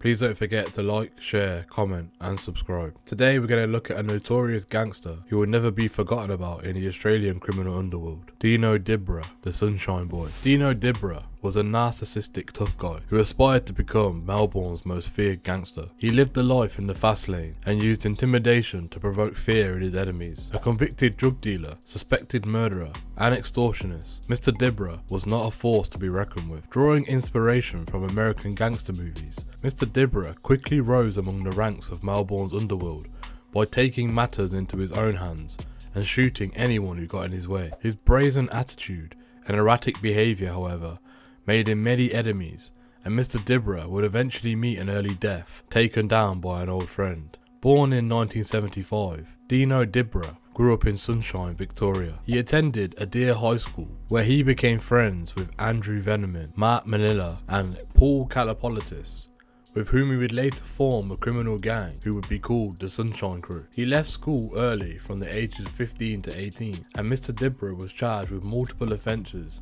such as theft, trafficking offences, drug possession and assault. Mr. Dibra got involved in rebirthing cars with Mr. Veneman. They rebuilt registered cars with parts stolen from cars and extorted nightclub patrons for their keys. In 1996, Mr. Veneman shot Mr. Dibra in the kneecap in retribution for an incident that occurred 2 years prior. Both men were arrested after they stole a policeman's car and found a laptop which contained information about Victoria Police's informers and addresses of police. They wanted to use the laptop for blackmail, but were eventually caught. While locked up in the police station, Mr. Dibra unknowingly told a police informer who was in the jail cell with them everything. Mr. Veneman was sentenced to 12 months in jail and fined $2,574, while Mr. Dibra got off with a lot less. This angered Mr. Veneman and drove a wedge between their friendship. In the same year when Mr. Dibra was sentenced to 18 months imprisonment for reckless driving offences, he was reported to have exploded with anger, and this was while he was pumped up with steroids.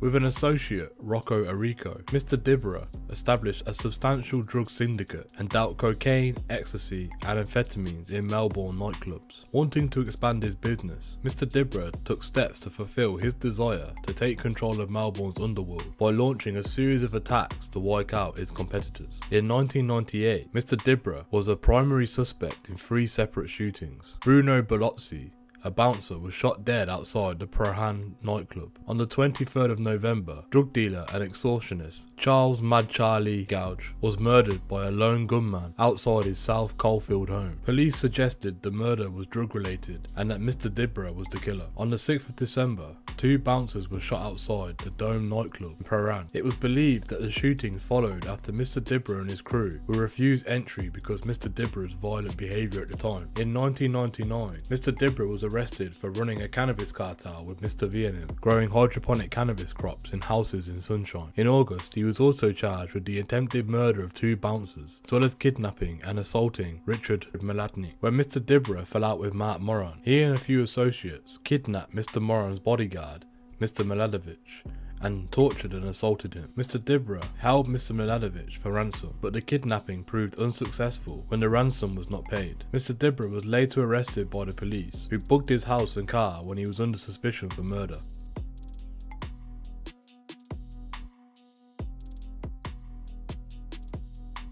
By the year 2000, the partnership between Mr. Vietnam and Mr. Dibra had eroded, and Mr. Dibra's days were numbered. While on bail for the nightclub shooting and the Miladovich kidnap, Dino was shot dead outside his West Sunshine home on the 14th of October in the year 2000. It was believed to be a reprisal killing for Richard Mladny, for which Andrew Vietnam and Paul Kalipolitis, with whom he would later form a criminal gang who would be called the Sunshine Crew, were prime suspects. Police were confident that Mr. Vietnam was involved in the shooting, but he never formally was charged due to insufficient evidence. Dino was only 25 years old when he was killed.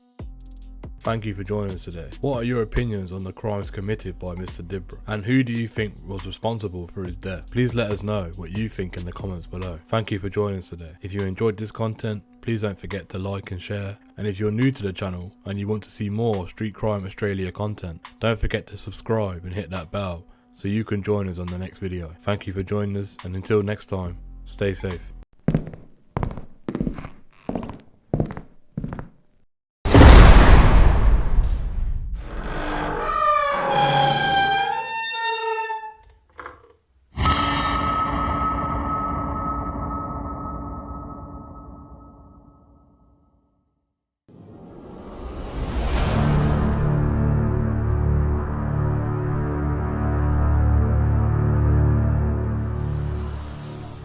Hello and welcome to the Street Crime Australia YouTube channel. Please don't forget to like, share, comment and subscribe. Today we're going to look at a legend in the Australian criminal underworld who will never be forgotten, Mick Gatto. Dominic Mick Gatto, born on the 6th of August 1955, and is an Australian businessman who is widely suspected of being involved in the Melbourne underworld. Mr. Gatto is a professional mediator within the Victorian building industry and a debt collector. Gatto was named as a standover man during the Royal Commission into the building and construction industry. The son of 2 Italian immigrants from Calabria, Mr. Gatto was raised in Melbourne and commenced working in the fruit and vegetable industry. A former boxer in the 1980s and 1990s, Mr. Gatto was involved in Melbourne's illegal gambling scene. In 2004, Mr. Gatto was given a 10-year gambling ban, subsequently increasing to a life ban. 2004 also, Mr. Gatto was charged with the murder of Andrew Veneman, a suspected underworld hitman. Mr. Gatto was remanded in custody for 18 months. He was eventually found not guilty at trial, during which Mr. Gatto claimed he had acted in self-defense, and Mr. Veneman pulled out a .38 and had threatened to kill him. Gatto claimed that during the struggle, he was able to turn the gun around on Mr. Veneman and fire 1 shot into his neck and 1 shot into his eye. He also claimed that during the argument, Mr. Veneman had implicated himself into the deaths of Dino Dibra, Paul Kalipolitis and Graham Kinniburgh. At the time of charging Vince Benvenuto with the 2002 murder of Victor Pierce, it was alleged that Mr. Gatto had links to both men, and that Frank Orman, the man later convicted of Mr. Pierce's murder and acquitted in 2019. No charges were ever laid against Mr. Gatto. In proceedings before the Cole Royal Commission, it was heard that Mr. Gatto was involved in resolving certain business disputes. Witnesses attested that Mr. Gatto and his former business associate, David "The Rock" Hedgecock, had been involved in sorting industrial relation problems in the construction industry. One witness, a representative of Balderstone Honeybrook, expressed the fears of a colleague, stating he had expressed some concerns about his safety, that people associated with this deal were the sorts of people that break legs. Mr. Gatto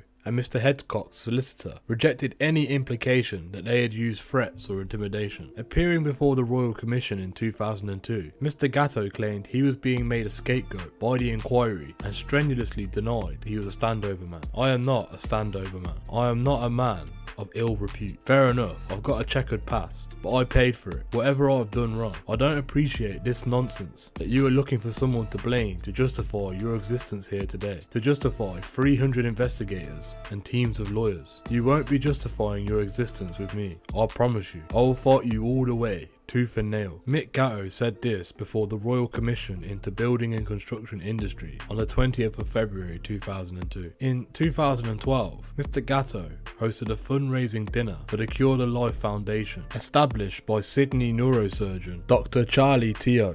The concerning relationship between Mr. Gatto, an underworld figure, and Dr. Teo, a medical professional, was further substantiated in 2019 when the Sydney Morning Herald contacted Dr. Teo's office about his alleged sexual harassment of colleagues in Arkansas in USA. Within 24 hours, a response was received by one of Mr. Gatto's associates. In 2016, Mr. Gatto was charged with possession of an unregistered firearm and possession of a firearm and ammunition without a license. A former boxing promoter, the Nat Fine government, withdrew his fight promotional license. In 2014, Mr. Gatto claimed that he had raised over $4.5 million for charity over 10 years. In 2017, it was alleged that Mr. Gatto was involved in assisting with the resolution of matters involving Stephen Dank and the Essendon Football Club supplements controversy. In April 2017, it was reported that Mr. Gatto settled a long-running dispute with Australian Taxation Office, the ATO. It was claimed that Mr. Gatto and his family owed the ATO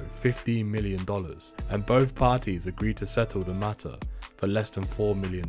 It was reported that in order to pay the ATO, Mr. Gatto sold his Lower Plenty home for $4.1 million. Mr. Gatto and his family also own a residence at Mount Martha at Mornington, Palencia. In 2020, Mr. Gatto launched a defamation lawsuit against the Australian Broadcast Corporation.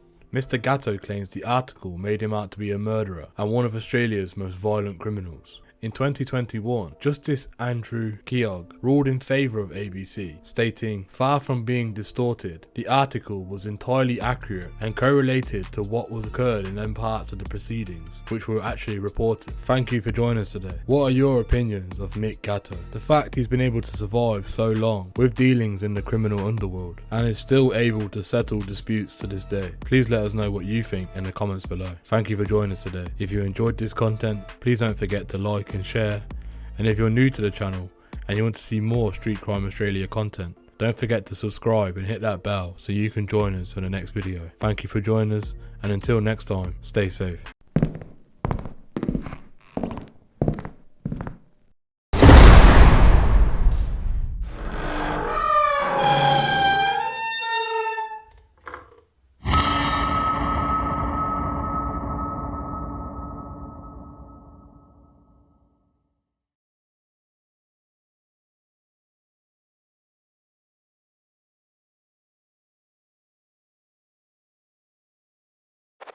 Hello and welcome to the Street Crime Australia YouTube channel. Please don't forget to like, share, comment and subscribe. Today we're going to be looking at an infamous Australian criminal who will never be forgotten about in the criminal underworld, Ned Kelly. Edward Ned Kelly was born in December of 1854 and was an Australian bushranger, outlaw, gang leader and a convicted police murderer. One of the last bushrangers, he is known for wearing a suit of bulletproof armour during his final shootout with the police. Mr. Kelly was born in the then British colony of Victoria as the third of 8 children to Irish parents. His father, a transported convict, died shortly after serving a 6-month prison sentence, leaving Mr. Kelly, then aged 12, as the eldest male of the household. The Kellys were a poor selector family who saw themselves as downtrodden by the bureaucracy and the victims of persecution by the Victoria Police. While as a teenager, Mr. Kelly was arrested for associating with bushranger Harry Power and served 2 prison terms for various offences, the longest stretch being from 1871 to 1874 on a conviction of receiving a stolen horse. He later joined the Greta Mob,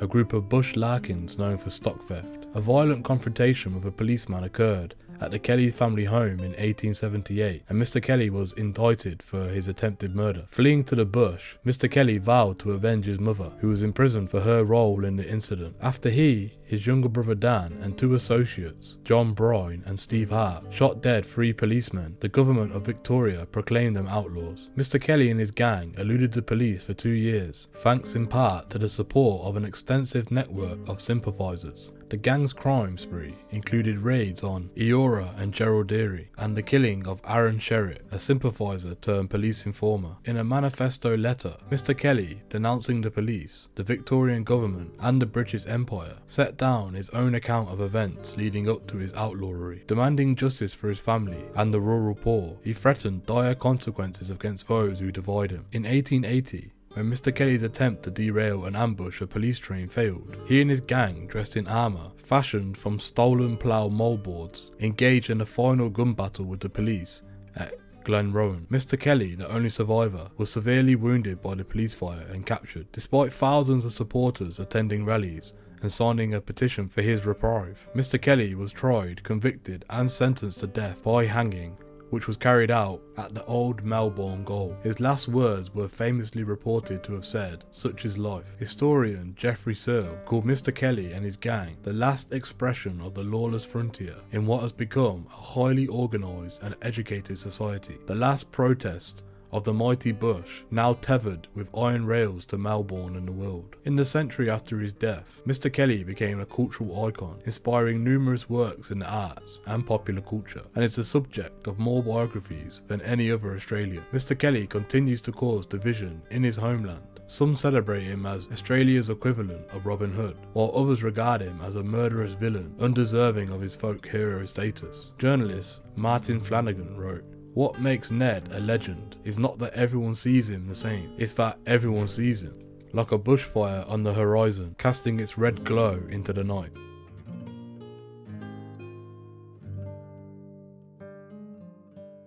Mr. Kelly's father, John Kelly, known as Red, was born in 1820, Clonbrogan, near Moyglass, County Tipperary, Ireland. At the age of 21, he was found guilty of stealing 2 pigs and was transported to Prince Regent, arriving at Hobart Town, Van Diemen's Land, now the state of Tasmania, Australia, on the 2nd of January 1842. After finishing his sentence in January 1848, Red Kelly moved to Victoria and found work at Jane Quinn's farm at Wallan Wallan as a bush carpenter.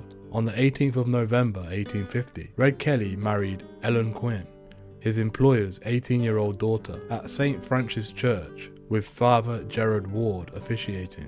The couple subsequently turned their attention to gold digging and earned enough to buy a small freehold in Beveridge, just north of Melbourne. At the age of 11, Mr. Kelly saved a young boy from drowning in a creek and was awarded a green sash as a recognition of his bravery. Mr. Kelly wore the sash under his armour during his last standoff at Glenrowan. It remains stained with his blood. Edward Ned Kelly was his parents' 3rd child. The exact date of his birth is not known, but it was probably in December of 1854. Ned Kelly was possibly baptised by an Augustinian priest, Charles O'Hay, who also administered the last rites to Kelly before his execution. Red and Ellen had 7 other children: Mary Jane, Annie, who was later known as Annie Gunn, Margaret, who was later known as Margaret Skillion, who was also known as Jim, Daniel, who was also known as Dan, Catherine, who was known as Kate, later Kate Foster, and Grace, who was later known as Grace Griffiths. Ned made his first court appearance at Beveridge, giving evidence, age 8, in favour of his uncle Jim Kelly, who was convicted of stealing cattle. The family did not prosper at Beveridge, and Red began drinking heavily. In 1864, the family moved to Avenel, near Seymour, where they soon attracted the attention of the local police. As a boy, Mr. Kelly obtained basic schooling and became familiar with the bush. In Avenel, he risked his life to save another boy from drowning in Hughes Creek. The boy's family gave him a green sash, which he wore under his armour during his final showdown with the police in 1880. In 1865, Red was convicted in relation to a theft of a calf and sentenced to a fine of £25 or 6 months of hard labour. Although the family could not afford to pay the fine, there is no record of him being transferred to Kilmore, Gaol. In December 1866, Red was being fined for being drunk and disorderly, badly affected by alcoholism. He died at Avenel on the 27th of December 1866. The following years, the Kellys moved from Greta in north-eastern Victoria, near the Quinns, and their relatives by marriage, the Lloyds. In 1868, Ned's uncle Jim Kelly was convicted of arson after setting fire to a rented premises where the Kellys and some of the Lloyds were staying. Jim Kelly was sentenced to death, but this was later commuted to 15 years of hard labour. The family soon took up a small farm of 88 acres at 11 Mile Creek near Greta. The farm was leased from the government under the Land Act, giving the family an option to buy once the land was successfully cleared and cultivated and other conditions were met. This type of farm was known as a selection, and those leasing it were selectors. The Kelly selection was probably unsuitable for successful farming, and Ellen supplemented her income by offering accommodation to travellers and illegally selling alcohol.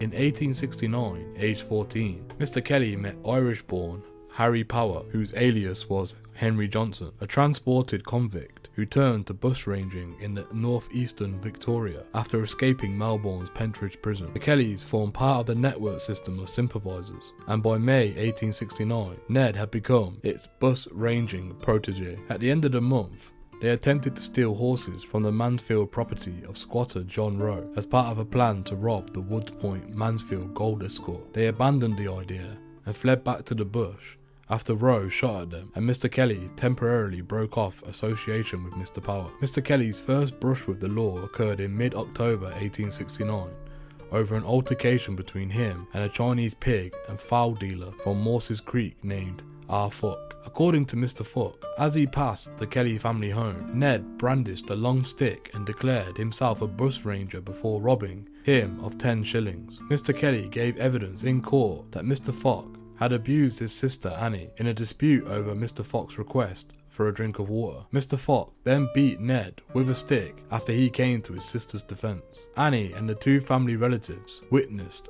and corroborated Ned's story, and the charge was dismissed. Mr. Kelly reconciled with Mr. Power in March of 1870, and over the next month, the pair committed a series of armed robberies as police scrambled to find them and identify Mr. Power's young accomplice. By the end of April, the press had named Mr. Kelly as the culprit, and a few days later, he was captured by the police and confined to Beechworth Gaol. Mr. Kelly fronted the court on these 3 separate robbery charges, the first 2 of which were dismissed as none of the victims could positively identify him. On the 3rd charge, the victims also reportedly failed to identify Mr. Kelly, but they were in fact refused a chance to identify him by the superintendents, Nicholas and Hare. Instead, Nicholas told the magistrate Mr. Kelly fitted the description and asked him to be remanded for trial. He was sent to Melbourne, where he spent the weekend in lockup before being transferred to Keynton to face court. No evidence was produced in court, and he was released a month after. Historians tend to disagree over this episode. Some see it as evidence of police harassment. Others believe that Mr. Kelly's family intimidated witnesses, making them reluctant to give evidence. Another factor in the lack of identification may have been that the witnesses had described Mr. Powers' accomplice as half-caste, a person of Aboriginal and European descent. However, the police believed this to be the result of Mr. Kelly going unwashed. Mr. Power often camped at Glenmore Station, a large property owned by Mr. Kelly's maternal grandfather, James Quinn, which sat at the headwaters of the King River. In June 1870, whilst resting on the mountainside gunya bark shelter that overlooked the property, Mr. Power was captured by the police search party. Following Mr. Power's arrest, word spread within the community that Mr. Kelly had informed on him. Mr. Kelly denied the rumour, and in a letter that bears only the surviving example of his handwriting, he pleads with Sergeant James Babington in Keynton for help, saying that everyone looks at me like I'm a black snake. The informant turned out to be Mr. Kelly's uncle, Jack Lloyd, who received £500 for his assistance. However, Mr. Kelly had also given information which led to Mr. Power's capture, and it is possible that the charges against him were dropped in exchange for his information. Mr. Power always believed that Mr. Kelly was responsible for the betrayal. Reporting on Mr. Power's criminal career, Benella Essine wrote, "The effect of his example has already been to draw one young fellow into the open vortex of crime, and unless his career is speedily cut short, young Mr. Kelly will blossom into a declared enemy of society."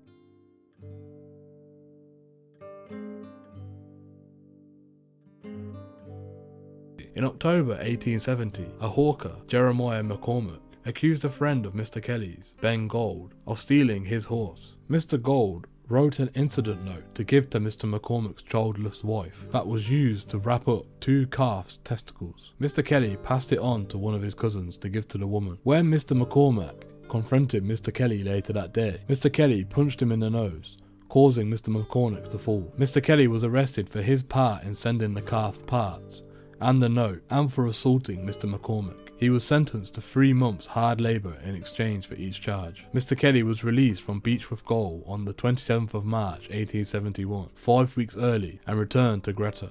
3 weeks later, horsebreaker Isaiah Wilde Wright arrived in town to see his friend Alex Gunn, a Scottish miner who had married the Kellys' older sister. Mr. Wright was riding a chestnut mare which he had borrowed without telling the owner, the postmaster, who was the postmaster of Mansfield. Mr. Kelly later claimed that he was unaware that the horse did not belong to Mr. Wright. According to Mr. Kelly, the mare went missing that night, and Mr. Gunn lent Mr. Wright one of his own horses, promising that if he found the mare, he would keep it until Mr. Wright returned. Mr. Kelly said that as soon as Mr. Wright departed, the mare was found by Mr. Gunn and a neighbour, William Brickley Williamson. Mr. Kelly then took the mare to Wangaratta, where he stayed for 4 days. On the 20th of April 1871, whilst riding back to Greta, Mr. Kelly was intercepted by Constable Edward Hall, who suspected that the horse was stolen. He directed Mr. Kelly to the police station on the pretense of having to sign some papers. As Mr. Kelly dismounted, Hall tried to grab him by the scruff of the neck but failed. When Mr. Kelly resisted arrest, Hall drew his revolver and tried to shoot him, but it misfired 3 times. He was then overpowered by Mr. Kelly, who later said that he straddled him and dug spurs into his thighs,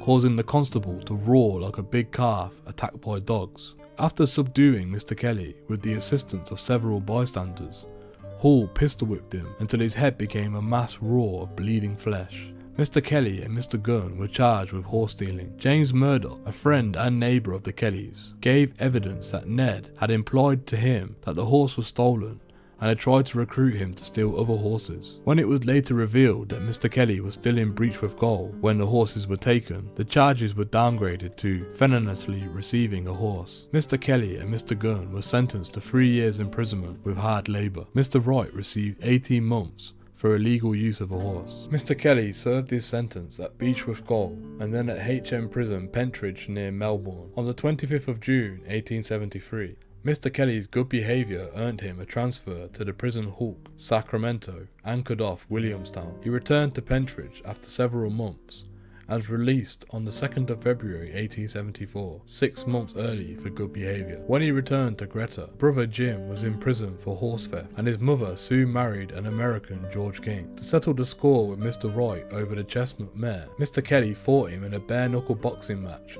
at the Imperial Hotel in Beechworth on the 8th of August 1874. Mr. Kelly won after 20 rounds and was declared the unofficial boxing champion of the district. Soon afterwards, a Melbourne photographer took a portrait of Mr. Kelly in a boxing pose. Mr. Wright became an ardent supporter of Mr. Kelly.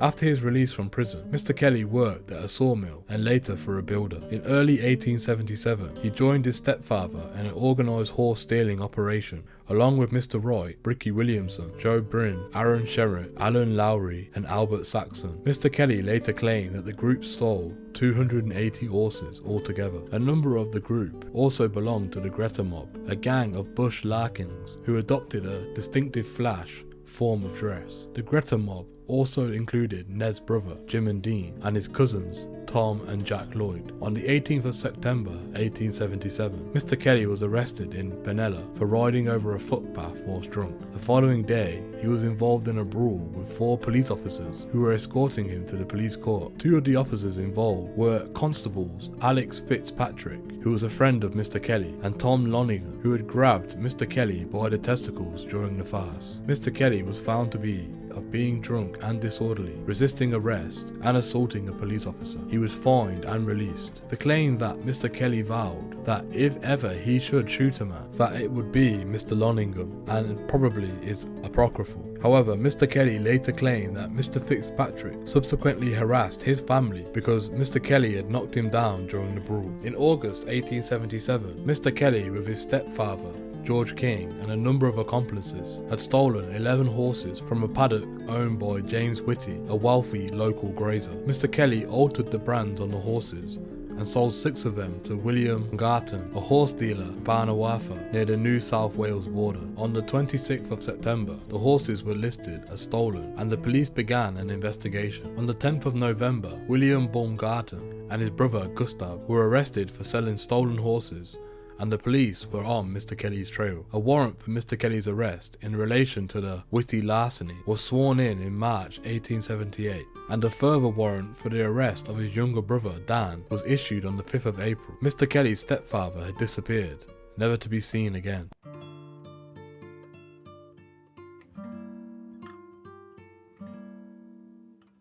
On the 11th of April 1878, Constable Strachan, an officer in charge at the Greta police station, heard that Mr. Kelly was shearing a shed in New South Wales and was given leave to apprehend him. Constable Fitzpatrick was ordered to Greta for relief duty. Mr. Fitzpatrick read the police gazette of a warrant for Dan Kelly's arrest for horse stealing, and he discussed with his sergeant at the Benella the idea of calling at the Kelly home on his way home to Greta to arrest Dan. The sergeant agreed, but warned him to be careful. On the 15th of April, Mr. Fitzpatrick rode through Wilton en route to Greta, stopping at the hotel there when he had 1 brandy and a lemonade. Finding Dan not at home, he remained with Mr. Kelly's mother in conversation for about an hour. 3 children were also present. According to Mr. Fitzpatrick, upon hearing someone chopping wood, he went to ensure that the chopping was licensed. The man proved to be Bricky Williamson, a neighbour who said he didn't need a license because he was chopping wood on his own selection. Mr. Fitzpatrick saw 2 horsemen making towards the house he had just left. The men proved to be the teenager Dan Kelly and his brother-in-law Bill Skilton, also known as Bill Skillings. Fitzpatrick returned to the house and made the arrest. Dan asked to be allowed to have dinner before leaving. The constable consented and stood guard over his prisoner. Minutes later, Ned Kelly rushed in through the front door and fired a shot at Mr. Fitzpatrick with a revolver, just missing him. Ellen Kelly then hit Mr. Fitzpatrick over the head with a fire shovel. There was a struggle and Mr. Kelly fired 2 more shots, wounding Mr. Fitzpatrick just above his left wrist. During the struggle, Mr. Skillion and Mr. Williamson entered the room, both armed with revolvers. Dan Kelly disarmed Mr. Fitzpatrick and now had his revolver. Ned then told Mr. Fitzpatrick that he wouldn't have fired at him if he had known it was him. Mr. Fitzpatrick fainted, and when he regained consciousness, Mr. Kelly compelled him to extract the bullet from his own arm with a knife. Mrs. Kelly dressed the wound. Ned Kelly concocted a cover story and said that if Mr. Fitzpatrick told the story, he would reward him after the Baumgarten case was over. Kelly's mother said that if he mentioned what really happened, his life would be no good to him. Mr. Fitzpatrick was then allowed to leave. He had ridden about a mile away when he noticed that 2 horsemen were pursuing him, but by spurring his horse to gallop, he escaped into the Winton Hotel, where he was assisted inside by the manager. His wound was rebandaged and he was given a brandy and water. The hotel manager then rode with him to Benella, where he reported the affair to his superior officer.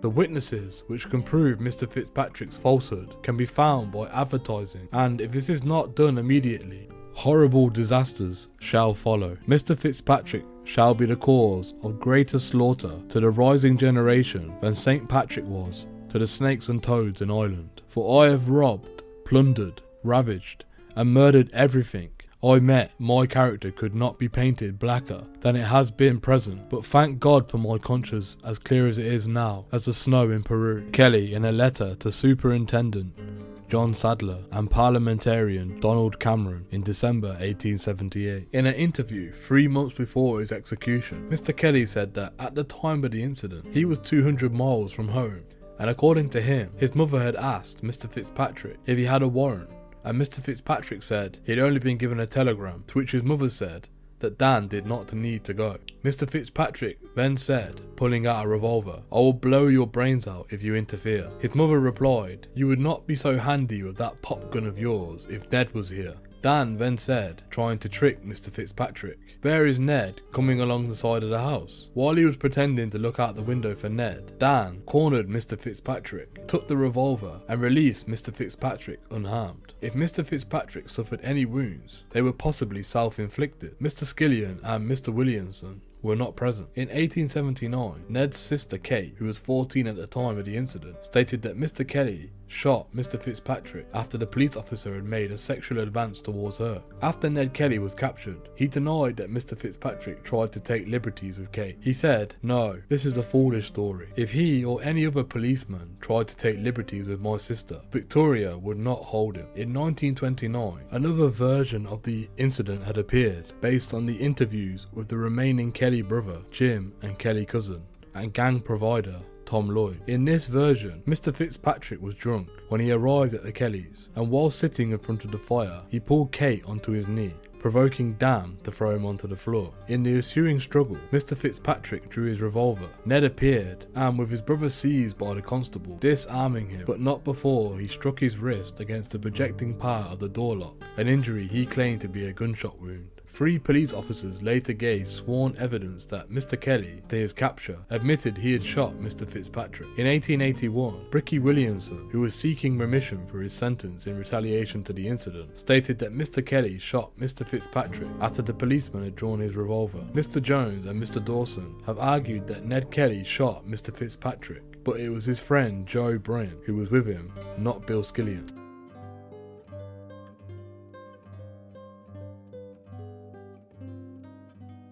Mr. Williamson, Mr. Skillion, and Ellen Kelly were arrested and charged with aiding and abetting an attempted murder. Ned and Dan were nowhere to be found. The 3 appeared on the 9th of October 1878 before Judge Redmond Barry. Mr. Fitzpatrick's doctor, who treated his wound, gave evidence that the policeman was certainly not drunk, and that his wounds were consistent with his statement. The defence declined to call Ned Kelly's sister Kate and 12-year-old Grace to give evidence, even though they were eyewitnesses. The defence did not call 2 witnesses to give evidence that Bill Skillion wasn't present, which would have cast doubt on Mr. Fitzpatrick's entire evidence. One of these witnesses was a friend of the Kellys. The other, Joe Ryan, was a relative. Mr. Ryan revealed that Ned Kelly was in Greta that afternoon, which was damaging to the defence. Ellen Kelly, Mr. Skillion, and Mr. Williamson were convicted as accessories to attempted murder of Mr. Fitzpatrick. Mr. Skillion and Mr. Williamson both received sentences of 6 years, and Ellen 3 years of hard labour. Ellen Kelly's sentence was considered harsh, even by people who had no cause to be Kelly sympathisers, as she was nursing a newborn baby. Alfred Wyatt, a police magistrate from Benalla, told the later Royal Commission, "I thought the sentence upon that old woman, Mrs. Kelly, was a very severe one."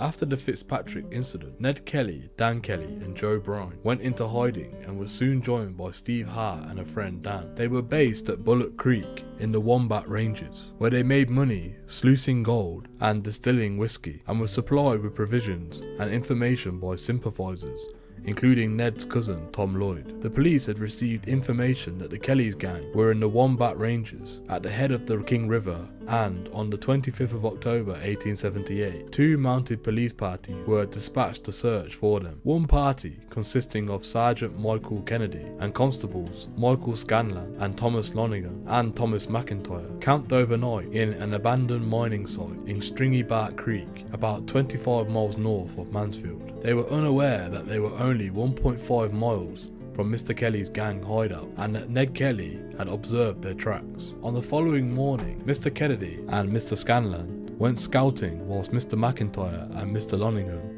remained at the camp. At about 5 PM, 4 members of Mr. Kelly's gang emerged from the bush and ordered the 2 policemen in the camp to bail up and raise their arms. According to Mr. McIntyre, each member of the gang was armed with a rifle, but according to Ned Kelly, they only had 2 guns. The Kelly gang prepares to open fire as Mr. Kennedy and Mr. Scanlan arrive. Mr. Lonigan's body lies in the foreground. Mr. McIntyre was unarmed at the time and raised his arms. According to Mr. McIntyre, Mr. Lonigan made a motion to draw his revolver and ran for cover of the tree a few yards away. Ned Kelly immediately shot Mr. Lonigan and killed him. According to Ned, Mr. Lonigan had ducked behind a fallen tree, and Ned shot him as he raised his head out to fire. The Kelly gang now questioned Mr. McIntyre and armed themselves with the policeman's shotgun and revolvers. At about 5:30 PM, Mr. Kennedy and Mr. Scanlan returned on horseback, and the Kelly gang hid themselves. According to Mr. McIntyre, he walked up towards Mr. Kennedy, but before he could speak to him, the Kelly gang ordered the police to bail up. Mr. Kennedy tried to unclip his gun holster and shots were fired by the gang. Mr. McIntyre advised Mr. Kennedy to surrender as he was surrounded. Meanwhile, Mr. Scallan dismounted and was shot whilst trying to unsling his rifle. Mr. McIntyre stated that Mr. Scallan didn't have time to fire a shot. According to Ned, Mr. Scallan fired and Ned shot him as he tried to fire again. Mr. Scallan died soon after the wounding. Kennedy had dismounted and, according to Mr. McIntyre, tried to surrender without firing a shot, but the gang continued firing at him. According to Mr. Kelly, Mr. Kennedy hid behind a tree and started firing. In the exchange of gunfire, Mr. McIntyre, who was still unarmed, mounted Mr. Kennedy's horse and was able to escape. Mr. Kennedy retreated into the bush. Ned and Dan pursued him for almost a mile, exchanging gunfire with the policeman, before Ned shot him in the right side. According to Ned, Mr. Kennedy then turned around to face him and Ned shot him in the chest with his shotgun, not realising that Mr. Kennedy had dropped his revolver and was turning round to surrender. Mr. McIntyre reached Mansfield police station the following day and a search party quickly found the bodies of Mr. Longingham and Mr. Scallan.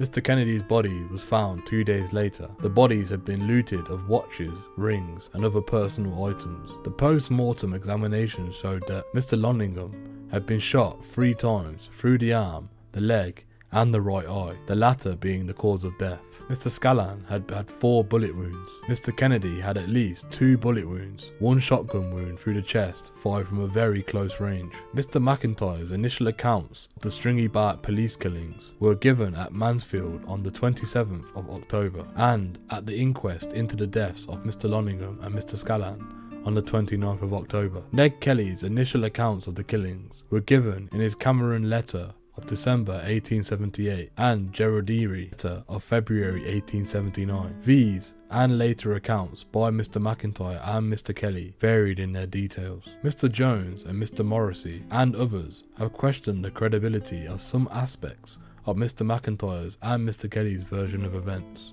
In the Gerard Erie letter, Mr. Kelly claimed that he had been told that a number of police officers had boasted that they would shoot him without giving him a chance to surrender. He also claimed that the weapons, especially the 2 rifles, and the amount of ammunition that the police party had carried indicated their intention of killing him rather than arresting him. He claimed that these circumstances and the failure of the police to surrender when ordered to justified him killing them in self-defense. Mr. McIntyre stated that he told Mr. Kelly that the intention of the police party was to arrest him and that they were not excessively armed in the circumstances. He stated that it was the Kelly gang who confronted the police with their weapons drawn and that they did not give the police a realistic chance to surrender.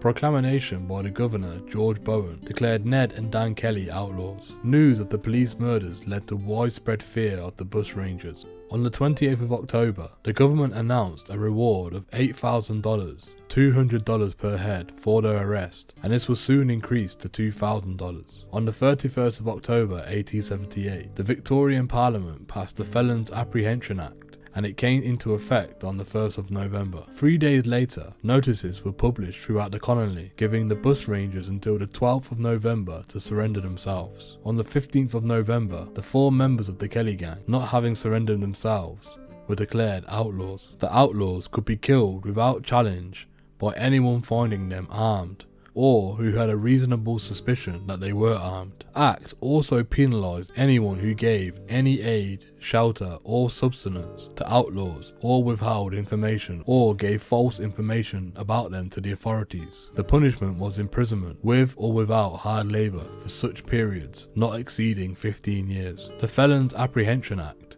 eventually lapsed on the 26th of June 1880, just before the siege at Glenrowan. The Victorian Act was based on the New South Wales Felons Apprehension Act of 1865, which had been enacted in response to the bushrangers Dan Morgan and Ben Hall. In response to the Kelly gang, the New South Wales Parliament reenacted their legislation of the Felons Apprehension Act in 1879.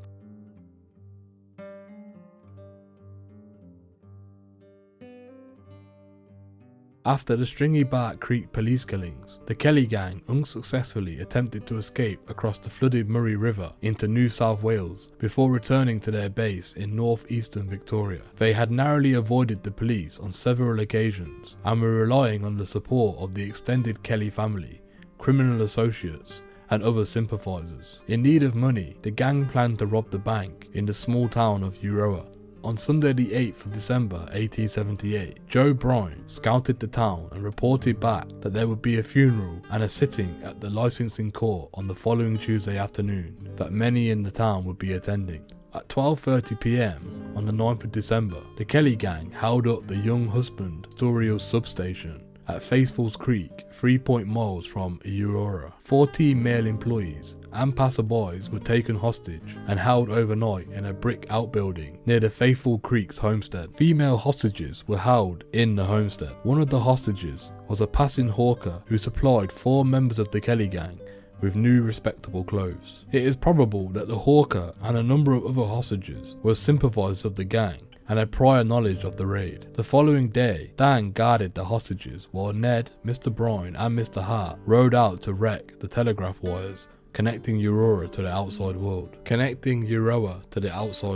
After cutting the wires, the gang encountered a hunting party and some railway workers whom they held up and took back to Faithfuls Creek as hostages. Ned, Dan and Mr. Hart then went to Euroa, leaving Mr. Bride to guard the prisoners. Just after 4 PM, 3 gang members knocked at the doors of the closed National Bank in Euroa and gained entry from the front and back. They drew their revolvers and held up the bank and the bank's manager's living quarters in the building. They emptied the safes and cashier drawers, and cash and gold worth $2,260, and a number of documents and securities were stolen. The 14 members of the bank manager's household and staff were taken back to Faithfuls Creek homestead as hostages. Back at Faithfuls Creek, the gang performed some trick riding for the hostages, who now numbered 37, before leaving at about 8:30 PM, warning their captives to remain where they were for 3 hours, or there would be reprisals. Following the raid, a number of newspapers commented on the efficiency and the execution and compared it with the inefficiency of the police, who had failed to capture the gang in the 6 weeks since the Stringy Bank police killings. Several hostages stated that the gang had behaved courteously and without violence during the raid. However, hostages also stated that on several occasions, Ned Kelly and other gang members had become enraged and they cocked their revolvers and pointed them at the hostages, threatening to shoot them. The gang had also threatened to burn buildings containing hostages if there was any resistance.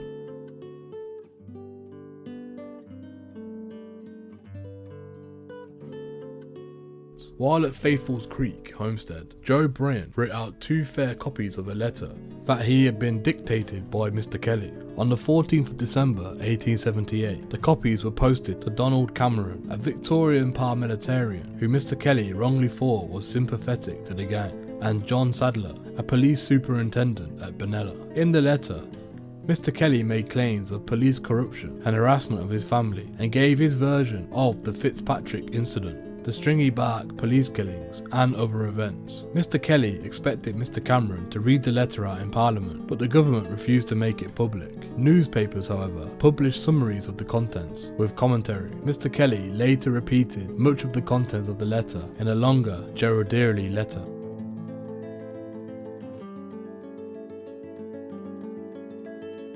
The imprisonment of 23 Kelly sympathisers without trial swung public sympathy away from the police. On the 2nd of January 1879, the police used the Felons Apprehension Act to obtain warrants for the arrest of the presumed Kelly sympathisers for aiding the outlaws. 30 men were arrested in the following days and the 23 remained in custody. Among the leading Kelly sympathisers who were held were Tom Lloyd Jr., Jimmy Quinn, Wild Wright and Joe Ryan. Over a third were released within 7 weeks due to a lack of evidence, but a core of 9 sympathisers had their remand renewed on a weekly basis for almost 3 months, despite the failure of the police to produce any evidence for a committal hearing. The police claimed that their informants were reluctant to give sworn evidence for fear of reprisals. On the 22nd of April, police magistrate Mr. Foster refused prosecution requests to continue remands and discharged the remaining 11 detainees. Although the police command was disturbed by this decision, by then it was clear that the tactic of the holding sympathisers on continuous remand had not impeded the activities of the Kelly gang. Mr. John argues that the decision to hold the key Kelly sympathisers without trial for several months swung public sympathy away from the police. Mr. Dawson, however, points out that whilst there was widespread commendation of the denial of the civil liberties of those detained, this did not necessarily mean that there was a widespread support for the outlaws.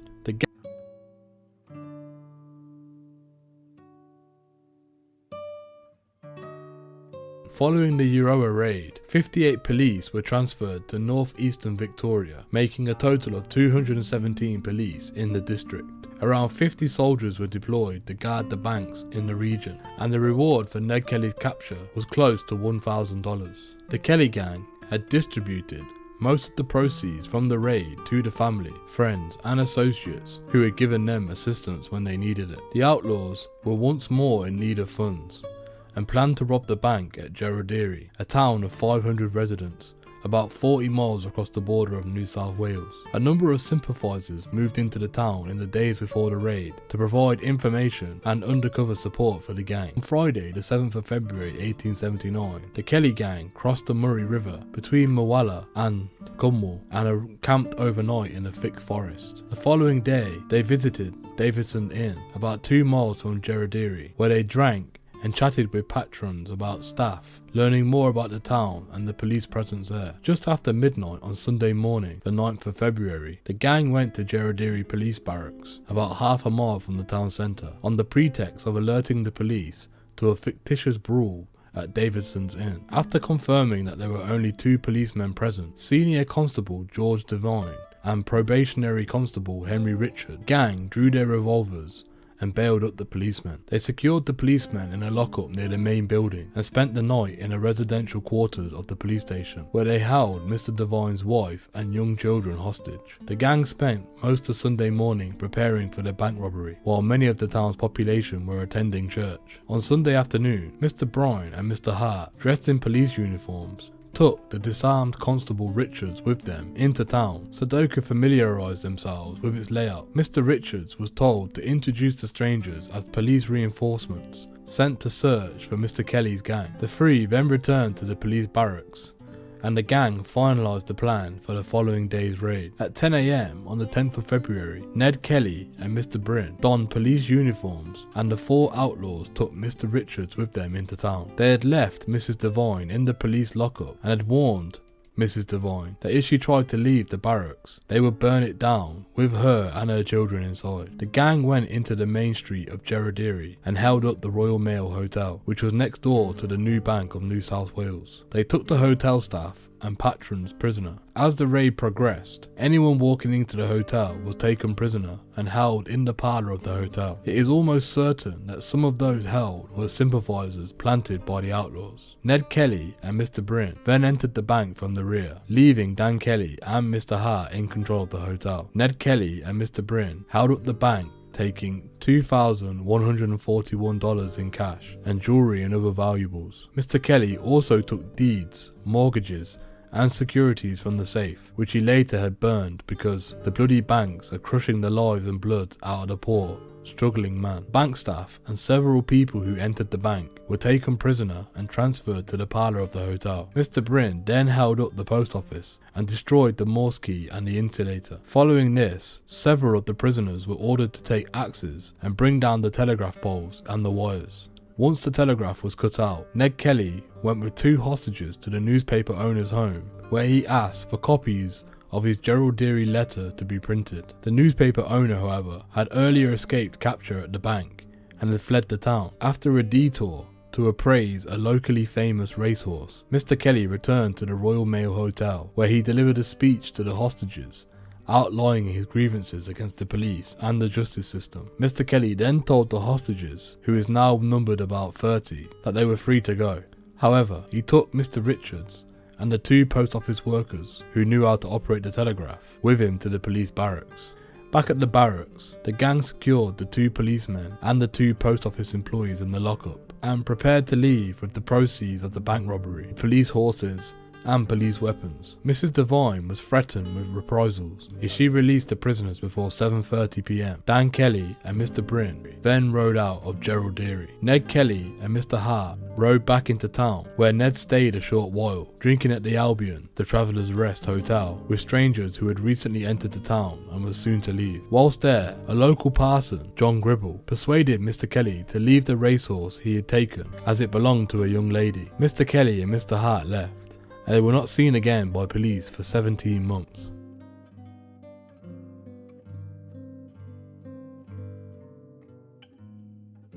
Prior to arriving in Gerald Deary, Mr. Kelly composed a lengthy letter with the aim of tracing his path to the outlawry, justifying his actions, and outlining the alleged injustices he and his family suffered at the hands of the police. He also decries the treatment of the poor selector families by Victoria's squattocracy, and in an escalating promise of revenge and retribution, invokes a mythical tradition of Irish rebellion against what he calls the tyrannism of English yoke. Dictated to Mr. Bryn, it is known as the Gerald Deary letter, and is handwritten document of 56 pages, 7,391 words. While holding up at Gerald Deary, Mr. Kelly gave the letter, which he called A Bit of My Life, to Edwin Living, a local bank accountant, and demanded that he deliver it to the editor of Gerald Deary and the Urara Gazette for publication. Due to his political suppression, only excerpts were published in the press, based on a copy transcribed by John Hanlon, owner of the 8 Mile Hotel in Dennequil. The entire letter was rediscovered and published in 1930. According to historian Alex McDermott, Mr. Kelly inserts himself into history on his own terms, with his own voice. We hear the living speaker in a way that no other document in our history achieves. It has been interpreted as a pro-Republican manifesto. For others, it's a murderous, maniacal rant and a remarkable insight into Mr. Kelly's grandiosity. Noted for its unorthodox grammar, the letter reaches delirious poetics, Kelly's language being hyperbolic, elusive, hallucinatory, full of striking metaphors and images. His invective and sense of humour are also present. In one well-known passage, he calls the Victorian police a parcel of big ugly fat-necked wombat-headed, big-belly, magpie-legged, narrow-hipped, blore-footed son of Irish bailiffs and English landlords. The letter closes, "Neglect this, and abide by the consequences, which shall be worse than the rust of the wheat of Victoria on the drought of the dry season to the grasshoppers in the New South Wales. I do not wish to give the order of full force without giving timely warning, but I am a widow's son outlawed, and my orders must be obeyed."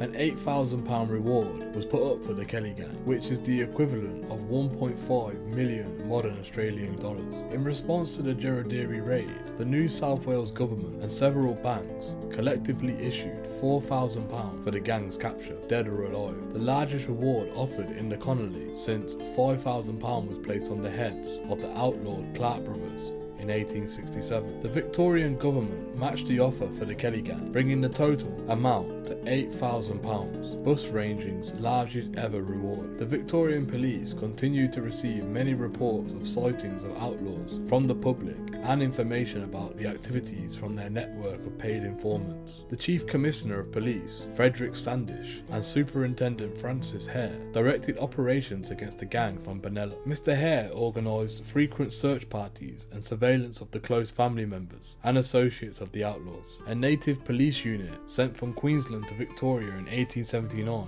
was also there to help capture the gang. In March 1879, 6 Queensland native police troopers and a senior constable under the command of Sub-Inspector Stanhope O'Connor were deployed to Benalla to join a hunt for the Kelly gang. Mr. O'Connor and his troopers, at the time of request, were in active service at Cookstown region, conducted punitive expeditions against indigenous communities, and had recently massacred 30 people near Cape Bedford. Although Ned Kelly feared the tracking ability of the Aboriginal troopers, Standish and Hare doubted their value, and they were not put to their best use. The Aboriginal troopers were withdrawn on the 25th of June 1880, but quickly re-engaged following the murder of the police informant Aaron Sherritt the following day. On the 7th of May 1879, Mr. Standish provided the Victorian Land Board with a list of 84 family members and other alleged sympathisers of the outlaws in order to prevent them from buying land in the secluded areas of the northeastern Victoria. The avowed aim of the policy was to disperse the Kelly family and its sympathisers and disrupt stock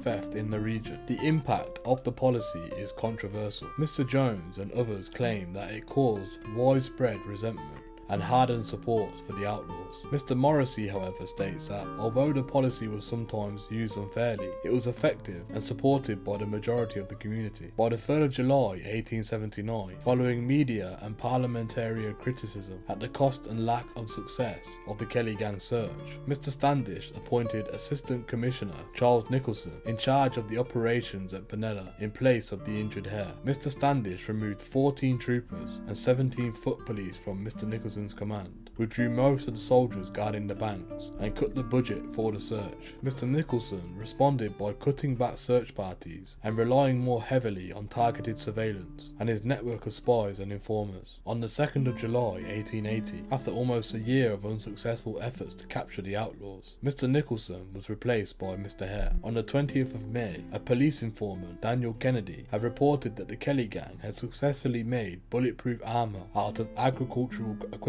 and were planning another raid. On the 20th of June, Mr. Kennedy personally reported the information about the armour and the impending raid to Mr. Hare. Mr. Hare dismissed the intelligence as preposterous and sacked Mr. Kennedy.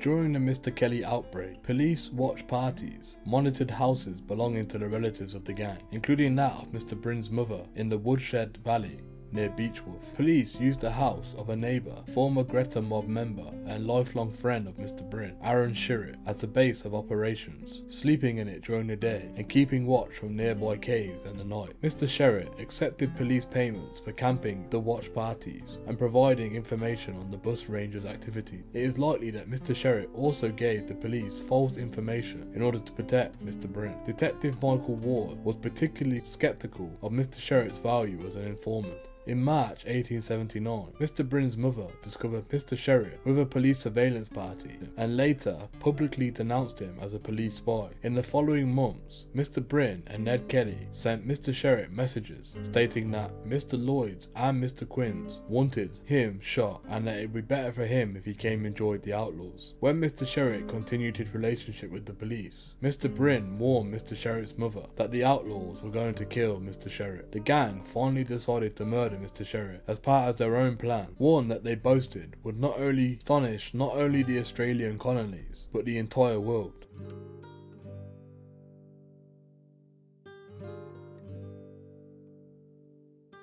On the 26th of June 1880, Dan and Mr. Brin rode into the Woodshed Valley. That evening, they kidnapped Anton Wick, who lived near Mr. Shirrett, and forced him to come with them to Mr. Shirrett's hut, which was occupied by Mr. Shirrett, his pregnant wife Ellen, Mrs. Berry, Ellen's mother, and 4 policemen who had been stationed in the hut to guard Mr. Shirrett and spy on Mrs. Brin's home.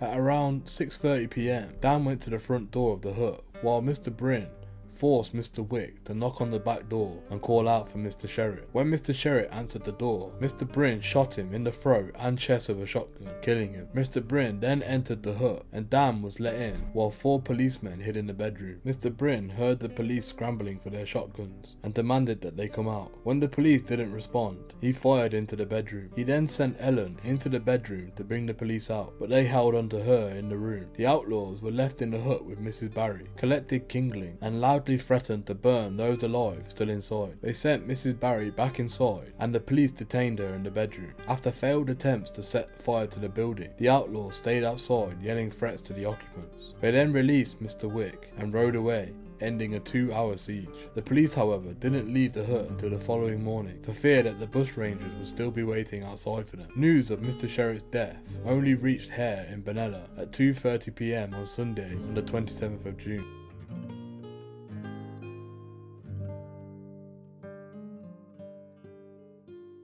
The gang estimated that the policemen inside Mr. Shirrett's hut would relay the news of his murder to Beechworth by the early Sunday morning, prompting a special police train to be sent up from Melbourne. They also summarised that the train would collect reinforcements in Benalla through Glen Rowan a small town in the Warby Ranges. There, the gang planned to wreck the train and shoot dead any survivors, then ride to an unpoliced Benalla where they would rob the banks, set fire to the courthouse, blow up the police barracks, release anybody imprisoned in the goal, and generally play havoc with the entire town before returning to the bush. Bryn and Dan were still in the Woodshed Valley. Ned and Mr. Hart tried but failed to damage the track at Glenrowan, so they forced 2 local plate layers and some labourers camped nearby to finish the job. The outlaws selected a sharp curve in the line that ran across the ravine and told their captors that they were going to send the train and its occupants to hell. Mr. Bryn and Dan Kelly had now arrived at Glenrowan and the gang had taken over the railway station. The station master's home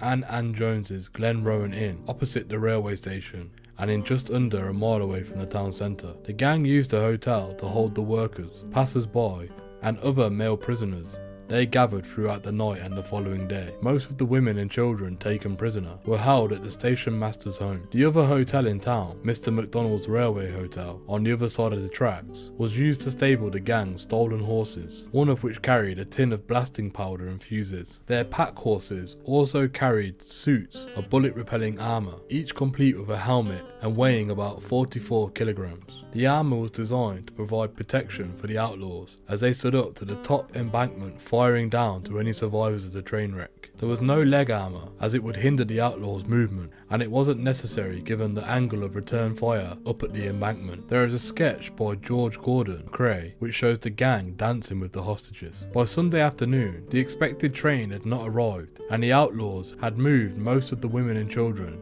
to Glenrowan Inn. There were now 62 hostages, including sympathisers who the gang had planted to help control the situation. As the hours passed without any sight of train, the gang plied the hostages with drink and organised music, singing, dancing and games. One hostage later testified, "Ned did not treat us badly, not at all." However, Ned Kelly threatened to shoot another young hostage, keeping him in a state of extreme terror for about half an hour. During the late afternoon and the evening of Sunday, Ned allowed 21 hostages who he considered trustworthy to leave. At about 10 PM, Ned and Mr. Bryn captured Glenrowan's lone constable, Hugh Bracken, with the assistance of hostage Thomas Kernow, a local schoolmaster who sought to gain the gang's trust in order to thwart their plans. Believing that Mr. Kernow was a sympathiser, Ned let him and his wife return to their home close to the railway tracks, but warned them to go quietly to bed and not to dream too loud. The police train Ned Kelly had been expecting only left Benalla at 2 AM on Monday. The train carried 7 regular troopers under Superintendent Hare, 5 Queensland Aboriginal troopers under Sub-Inspector O'Connor, 4 journalists and several other civilians. Acting on intelligence that the track had been sabotaged, Mr. Hare had ordered a pilot engine to travel ahead of the police train. At 2:30 AM, a pilot train was approaching Glenrowan when Mr. Kernow went to its tracks, signalled it to stop, and alerted the driver of danger. Ned Kelly had decided to let the hostages return home and was delivering them a lecture about police informers when Mr. Byrne came from outside with news that the train had arrived. The outlaws donned their armour and prepared themselves for the confrontation. Mr. Bracken, meanwhile, told the hostages to lie low and escape to the railway station to explain the situation to the police.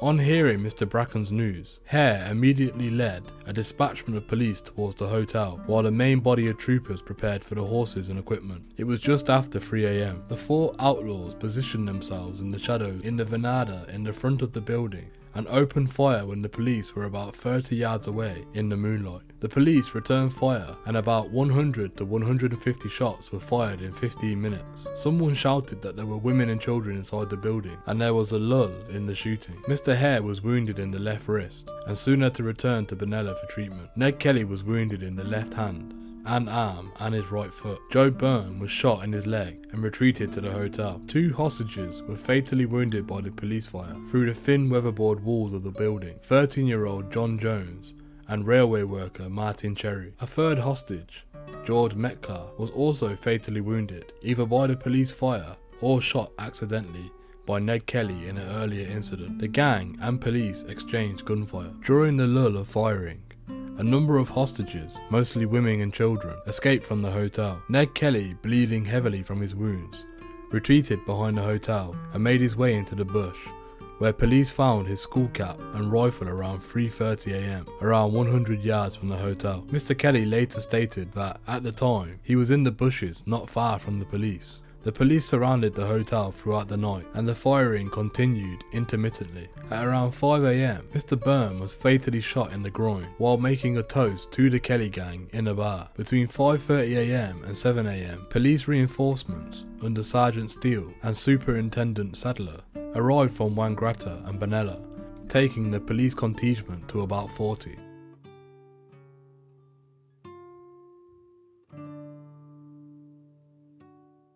A strange apparition when Mr. Kelly appeared out of the mist, shrouded bush, clad in armour. Bewildered policemen took him to be a ghost, a bunyip, and Old Nick himself. Historians disagree over Mr. Kelly's movement after he had left the hotel. Mr. Jones speculates that he had ridden away to meet sympathisers and had returned to the hotel in time to see Mr. Byrne get shot, then crossed police lines again into the bush. Mr. Dawson, however, argues that Mr. Kelly's wounds were serious and he had lain in the bush for most of the time and had not returned to the hotel. At dawn, about 7 am, Ned Kelly, dressed in his armour and armed with 3 handguns, came out of the bush and attacked the police from their rear. The police returned fire and wounded Mr. Kelly, staggering towards the hotel, his heavy armour repelling the bullets. Eyewitnesses variously compared Mr. Kelly's appearance to a bunyip, a devil, and a ghost. Journalist Tom Carrington wrote, "With the stem rising from the ground, it looked for all the world like a ghost of Hamlet's father, with no head, only wearing a thick long neck. It was the most extraordinary sight I've ever saw or read in my life. I felt fairly spellbound with the wonder. I could not stir or speak." Sergeant Steele and the railway guard, Mr. Dosset, captured Mr. Kelly. The gun battle lasted for half an hour, Dan Kelly and Mr. Hart providing intermittent covering fire from the hotel, until Mr. Steele brought down Ned Kelly with 2 shotgun blasts to his unprotected legs and thighs. Mr. Kelly was disarmed and carried to the railway station, where a doctor attended to his wounds. In the meantime, the siege continued. At around 10 am, a ceasefire was called, and the remaining 30 hostages left the hotel. The police ordered the hostages to lie down, and they were checked to ensure that the outlaws were not among them. 2 of the hostages were arrested for being known Kelly sympathisers.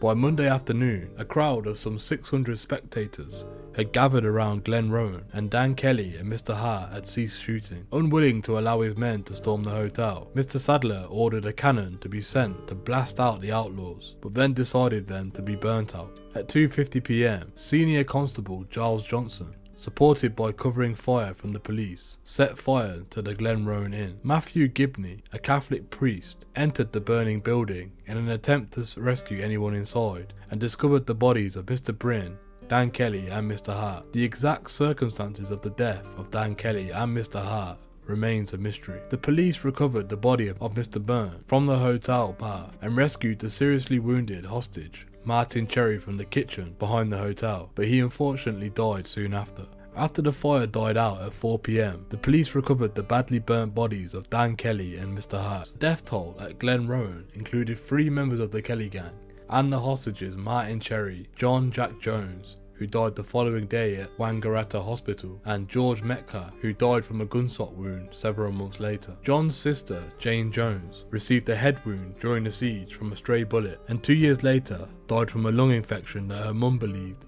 was hastened by the injury. Others wounded were hostages Michael Reardon and his baby sister Bridget, who was grazed by a bullet, Superintendent Hare, and an Aboriginal trooper. Kelly suffered more than 24 gunshot wounds. The following day, police tied Mr. Byrne's body to the door of the Benalla lockup to be photographed. His friends asked for the body, but the police instead arranged a hasty inquiry and burial in a pauper's grave in Benalla Cemetery. The charred remains of Dan and Mr. Hart were taken to Greta and buried by their families in unmarked graves in the local cemetery.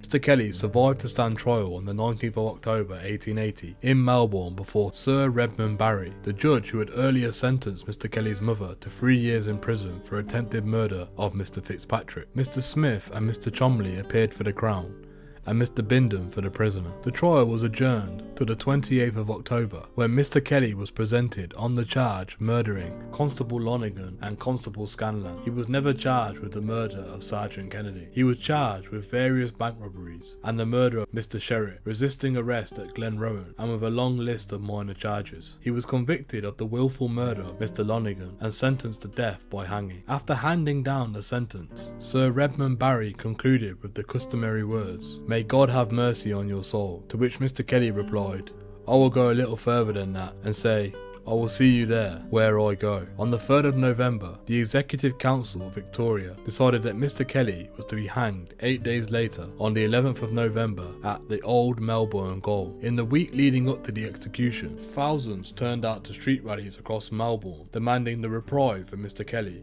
and on the 8th of November, a petition for clemency with over 32,000 signatures, some of which were suspicious of nature, was presented to the Governor's private secretary. The Executive Council announced soon after that the hanging would proceed as scheduled. The day before his execution, Mr. Kelly had his photographic portrait taken as keepsake for his family, and he was granted farewell interviews with relatives. His mother's last words to him were reported to be, "Mind you die like a Kelly." The following morning, John Castillo, the Governor of Gaol, informed Mr. Kelly that the hour of execution had been fixed at 10 a.m. Mr. Kelly's long irons were removed, and after a short time he was marched out. He was stonic on the way, and when passing the Gaol's flower beds, he remarked, "What a nice little garden," but said nothing further until he reached the press room, where he remained until the arrival of the chaplain, Dean Donaghy. Accounts differ about Mr. Kelly's last words. Some newspaper reporters wrote that it was "such is life," whilst other newspapers recorded that this was his response when he was told the intended hour of his execution earlier that day. The Angus wrote that Mr. Kelly's last words were, "Oh well, I suppose it has come to this," as the rope was placed around his neck. According to another account, Mr. Kelly intended to make a speech, but made no audible sound. The warden later wrote that Mr. Kelly, when prompted to say his last words, mumbled something, but he couldn't understand what he said.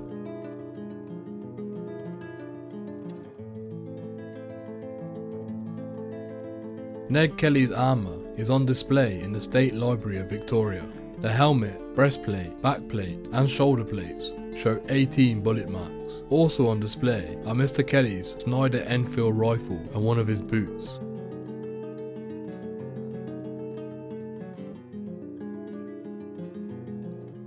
The Royal Commission into Police Conduct during Kelly's outbreak resulted in many force members being reprimanded, demoted, suspended or dismissed. In March 1881, the Victorian government approved the Royal Commission into the conduct of the Victoria Police during the Kelly outbreak. Over the next 6 months, the commission, chaired by Francis Longmore, held 66 meetings, examined 62 witnesses and visited towns throughout the Kelly country. While its report found that the police had acted properly in relation to the criminality of the Kellys, it exposed widespread corruption and shattered a number of police careers. In addition to that, the Chief Commissioner, Frederick Standish, numerous other officers, including senior staff, were reprimanded, demoted or suspended. It concluded with a list of 36 recommendations for reform. Mr. Kelly hoped that his death would lead to an investigation into police conduct, and although the report did not exonerate him or his gang, its findings were said to strip the authorities of what scanty rags of reputation the Kellys had left. The £8,000 reward money was divided among various claimants, with £6,000 going to the members of the Victoria Police, Superintendent Hare receiving the lion's share of £800. The Colonel complained about his payout of £550, and the following year it was upgraded to £1,000. 7 Aboriginal trackers involved in the siege were each rewarded £50, but their money was given to the Victoria and Queensland governments for safekeeping. The reward board's argument being it would not be desirable to place any considerable sum of money into the hands of a person unable to use it. There was media and police speculation that there would be further outbreaks of violence in the northeastern Victoria following Mr. Kelly's execution. Mr. Jones and Mr. Dawson argue that changes in policing methods reduce this threat. The police held informal discussions with the Kelly family to ensure them that they would be treated fairly if they kept the peace. The police no longer pursued a policy of dispersing the Kelly family and sympathisers by denying them the land in the northeastern Victoria, but rather explicitly tied access to land to lawful behaviour. During Longmore Royal Commissions, there were threats of violence and intimidation against people who had assisted the police. Nevertheless, the police reported a reduction in horse and cattle theft and crime in general in the region following the end of the Kelly outbreak. Mr. Kelly's mother was released from prison in February 1881. Mrs. Jones states that she met the Greta police constable, Robert Graham, soon after, and they reached an understanding which helped reduce tension in the community. Mrs. Kelly died aged 95 on the 27th of March 1923.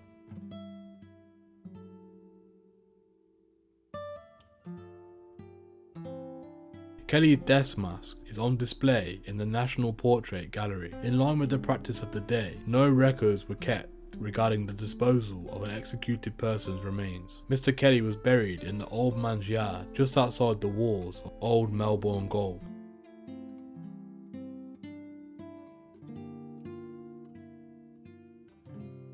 A newspaper reported that Mr. Kelly's body was dissected by medical students who removed his head and organs for study. Dissection outside of a canonical inquiry was illegal. Public outrage at the rumour raised real fears of public disorder, leading to the Commissioner of the Police to write to Gaol's governor, who denied that the dissection had taken place. Saw cuts on a piece of his occipital bone, recovered in 2011, confirmed that a dissection had been done.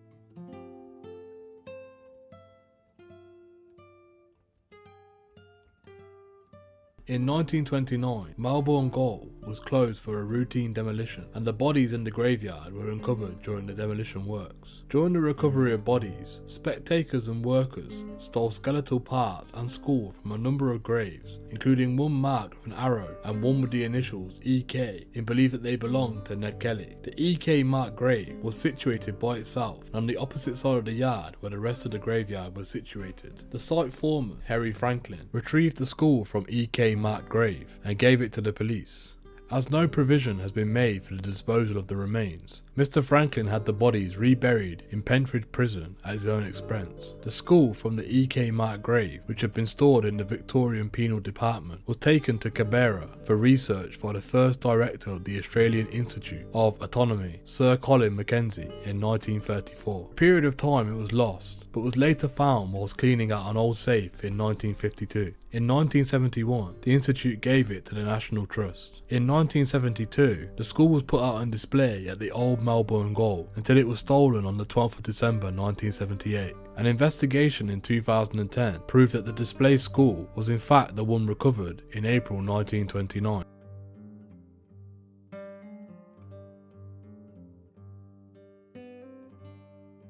On the 9th of March 2008, it was announced that Australian archaeologists believed that they had found Mr. Kelly's grave on the site of Pentridge Prison. The bones were uncovered at a mass grave, and Mr. Kelly's are among those of 32 felons who have been executed by hanging. Jeremy Smith, a senior archaeologist at the Heritage Victoria, said that, "We believe we have conclusively found the burial site, but that is very different from finding the remains." Ellen Hollow, Mr. Kelly's then 62-year-old great-grandniece, offered to supply her own DNA to help identify Mr. Kelly's bones. On the anniversary of Mr. Kelly's hanging, on the 11th of November 2009, Tom Baxter handed the skull in his possession to the police, and it was historically and forensically tested along with the Pentridge remains. The skull was compared to the cast of the skull that had been stolen from the Old Melbourne Gaol in 1978, and it proved to be a match. The skull was then compared to that in the newspaper photograph and the worker Alex Talbot holding the skull recovered in 1929, which showed a close resemblance. Mr. Talbot was known to have taken the tooth from the skull as a souvenir, and a media campaign to find his whereabouts of the tooth led to Mr. Talbot's grandson coming forward.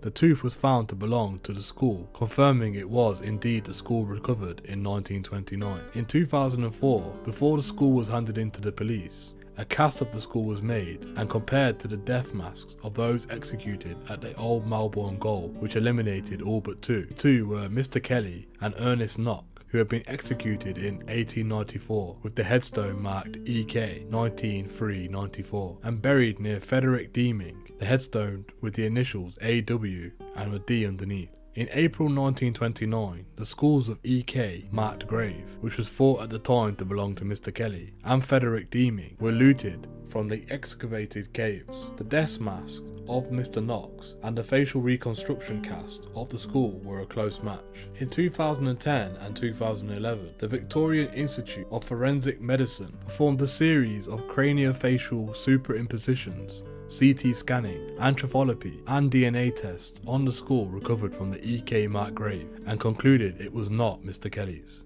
In 2014, the remains of Frederick Deeming's brother was exhumed from Beebington Cemetery and tissue samples were obtained from the femur bone. A DNA profile was successfully obtained from the samples and compared with a DNA profile that had been previously obtained from the skull that was stolen from the old Melbourne gold. The DNA profiles did not match, conclusively proving that the skull is not Mr. Deeming's. It is now accepted that the skull recovered in 1929 and later displayed in the old Melbourne gold was not Mr. Kelly's or Mr. Deeming's. Forensic pathologists also examined bones from Pentridge, which were much decayed and jumbled, with the remains of others making identification difficult. The collarbone was found to be the only bone which had survived in all the skeletons, and these were all DNA tested against that of Lee Olver. A match to Mr. Kelly was found, and the associated skeleton turned out to be one of the most complete. Mr. Kelly's remains were additionally identified by a partially healed right foot, right knee and left elbow injuries, matching those caused by bullet wounds at Glenrowan as recorded by the gold surgeon in 1880,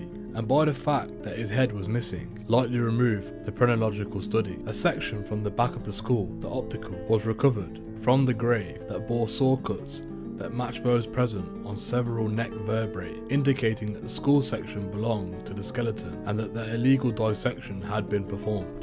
In August 2011, scientists publicly confirmed that a skeleton exhumed from the old Pentridge Prison's mass graveyard was indeed Mr. Kelly's, after comparing the DNA of that of Lee Olver. The DNA matching was based on chondrical DNA, HV1 and HV2. This is indicative of Mr. Kelly's maternal line. The investigating forensic pathologists had indicated that no adequate quality somatic DNA was obtained that would be able to enable a Y-DNA profile to be determined. This may be attempted at a later date. A Y-DNA profile would enable Mr. Kelly's maternal genetic genealogy to be determined with reference to the data already existing in the Kelly Y-DNA study. The skeleton was missing most of its skull, the whereabouts of which is unknown.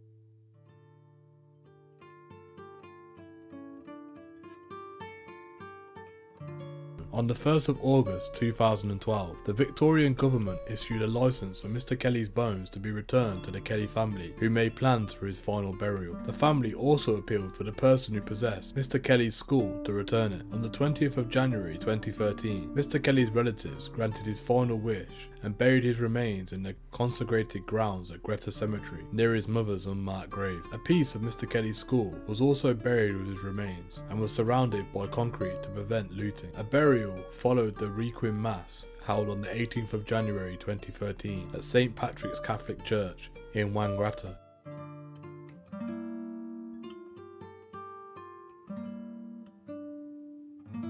During the Great Depression, the Bayside City Council built bluestone walls to protect the local beaches from erosion. The stones were later taken to the outer walls of the great old Melbourne Gaol and included the headstones of those executed and buried on the grounds. Most, including Mr. Kelly's, were placed with the engravings, initials and date of execution facing inwards.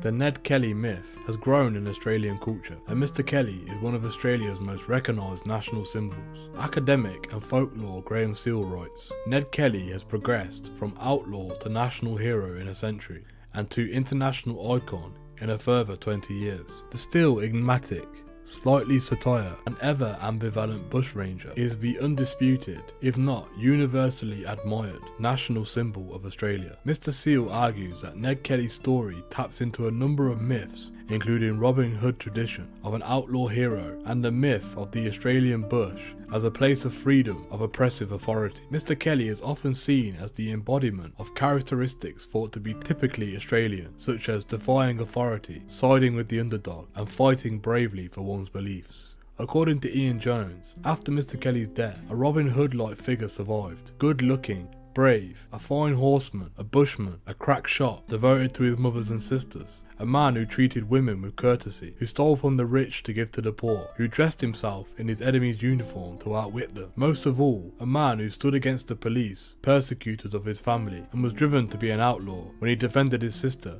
against a drunken constable. Such was Ned Kelly, the myth. Mr. Seal states that Mr. Kelly was aware of the bushranger hero and attempted to live up to the myth. The Euroa and Geraldary raids were partly public performances where the Kelly gang acted courageously to women, burned down mortgage documents, and entertained their hostages. By the time Mr. Kelly was outlawed, the bushranger was an anachronism. Australia was highly urbanised. The telegraph and the railway were rapidly connecting the bush to the city, and Mr. Kelly was already an icon for the romanticised past. For Mr. Seal, the failure of the Kelly gang to derail the train at Glenrowan was a symbol of the triumph of the modern civilization. Mr. McIntyre states that Mr. Kelly turning agricultural equipment into defensive armour was an irresistible symbol of a passing era. Mr. Seal concludes, the figure of Ned Kelly has led to the creation of a national image that bears some relation to the man himself, perhaps about the same resemblance as Ned Kelly's armour had to the plough moldboards which it had been beaten from. He is different things to different people, a murderer, an Australian Robin Hood, a social bandit, a revolutionary leader, even a commercial commodity, but to most of us, he is somehow essentially Australian.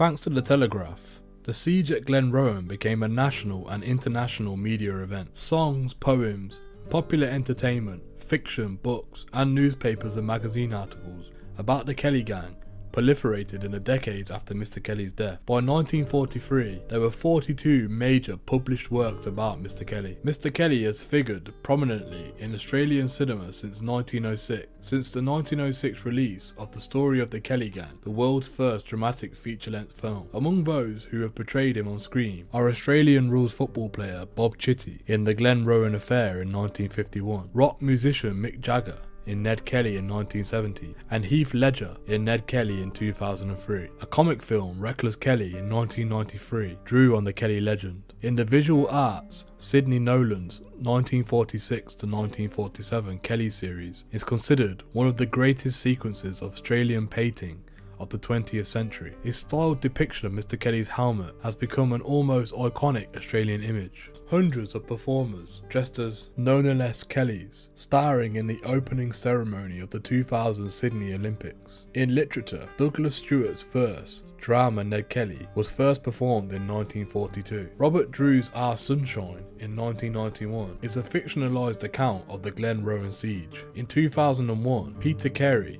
won the Man Brooker Prize for his novel True History of the Kelly Gang, written from Mr. Kelly's perspective, which resulted in a 2019 film of the same name with the Anglo-Australian actor George Mackay portraying Mr. Kelly. The Ned Kelly Awards are Australia's premier prizes for crime fiction and true crime writing. The first ballads about the Kelly gang were published in 1879, and it quickly became a popular genre. In 1939, Tex Merton recorded a country and western style ballad about Kelly, and singers included Slim Dusty, Smokey Dawson, and Buddy Williams. Non-Australian artists who have recorded songs about Mr. Kelly include Waylon Jennings and Johnny Cash. The term Kelly tourism described towns such as Glenrowan which sustained themselves economically almost entirely through Ned's memory, while Kellyanna refers to collecting the Kelly memorabilia, merchandise, and other paraphernalia. The phrase, such is life, Mr. Kelly's perhaps final words, has become an oft-quoted part of legend. The game, as Ned Kelly, is an expression of bravery, and the term Ned Kelly beard is used to describe the trend in hipster fashion. The rural districts of north-eastern Victoria are collectively known as Kelly Country.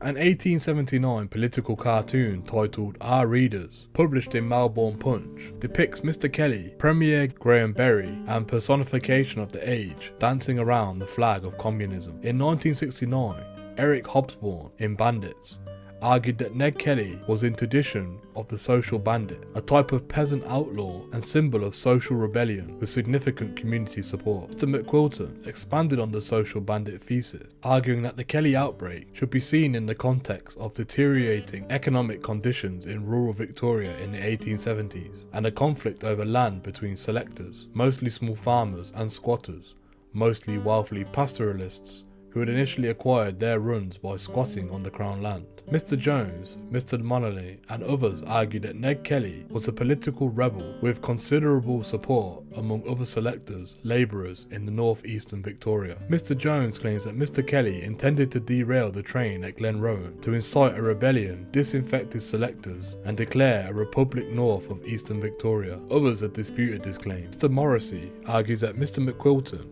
and Mr. Jones have exaggerated the degree of economic distress and support for Mr. Kelly among local selectors. Mr. Dawson argues that Mr. Kelly did not draw up a Republican declaration or plan a political rebellion, writing, "There is no such moment in any document, plan or intention in any record of Mr. Kelly's day, nor in the numerous interviews or memoirs of those connected with the gang, or its prisoners who listened to Mr. Kelly's speeches whilst held up, nor in the work of the early historians of the outbreak who knew the Kellys, their gang, their sympathisers, or their pursuing of police." Mr. Seal states that Mr. Kelly proposed a basic form of wealth redistribution in his Geraldary letter, when the outlaw suggested that the wealthy squatters of the district should establish a charitable fund for the local poor, orphans and widows. Mr. Morrissey sees the social justice element of the letter as a traditional call for the rich to help the poor, with an additional argument that it is at their own interest to do so. While Mr. Kelly frequently complained of oppression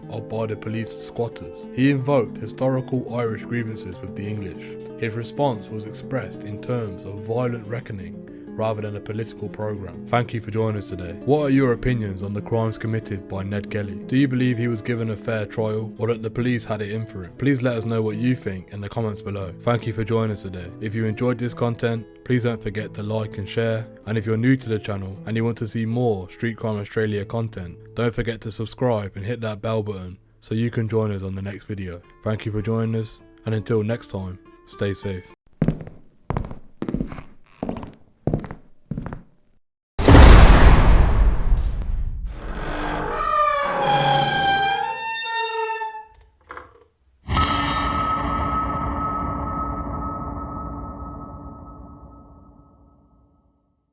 Hello and welcome to the Street Crime Australia YouTube channel. Please don't forget to like, share, comment and subscribe. Today we look at the life of a notorious Australian criminal who will never be forgotten about in the Australian criminal underworld. Chow Hayes, otherwise known as Australia's first gangster. Frederick Chow Hayes was born in 1911. He grew up poor and without any significant male role models, similarly to many children from the war. Most children of his generation did not, however, grow up to become the most feared gunman and gangster in Australia. Chow Hayes was a brutal contradiction of a man. To those who feared him, he was a thug, a thief and a murderer. He quite literally bashed, stole and shot his way up to the top of Sydney's criminal underworld in the first half of the 20th century. At the same time, he was a product of his age and in some ways a gentleman but also a crook. All of his victims over the years, none of them were women or children, and he never perpetrated sex crime. Hayes considered those who would harm or sexually abuse anyone who was weaker than them as immoral.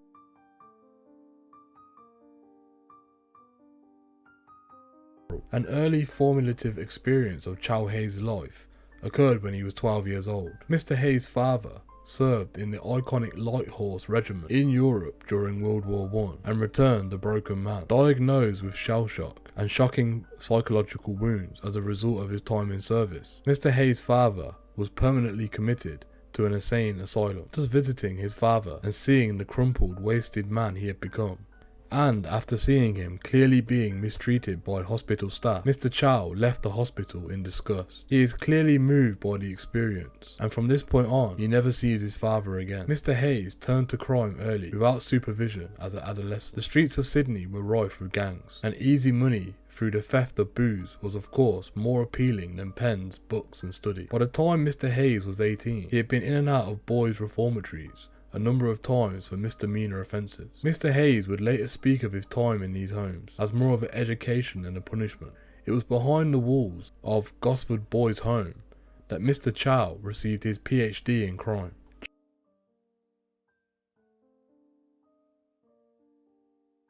Chow Hayes was not a large man, but his persona on the street quickly grew to large proportions. This was due to Mr. Hayes' policy to always be more violent than his enemies. Even as jail took him from and released him back onto the streets over the years, Mr. Hayes would always return to an old haunt and re-establish himself through a heinous act of violence as an alpha dog of the pack. Mr. Hayes' reputation was largely earned through his interaction with notorious razor gangs of the Sydney's King's Cross. The razor gangs were involved in prostitution and bootleg alcohol, and as the name would suggest, carried knives and straight razors for their own protection and enforcement. Mr. Hayes, always looking to get the drop on his opponents, would, on more than one occasion, embody the phrase, "never take a knife to a gunfight," or in this case, a razor fight. The razor gangs steered clear of Mr. Hayes and his turf after having a Colt 45 pistol aimed at their head. Mr. Hayes murdered rival Sydney criminal Edney Wayman in 1945 after a shootout some weeks earlier in which Mr. Hayes had shot and wounded an associate of Mr. Wayman's.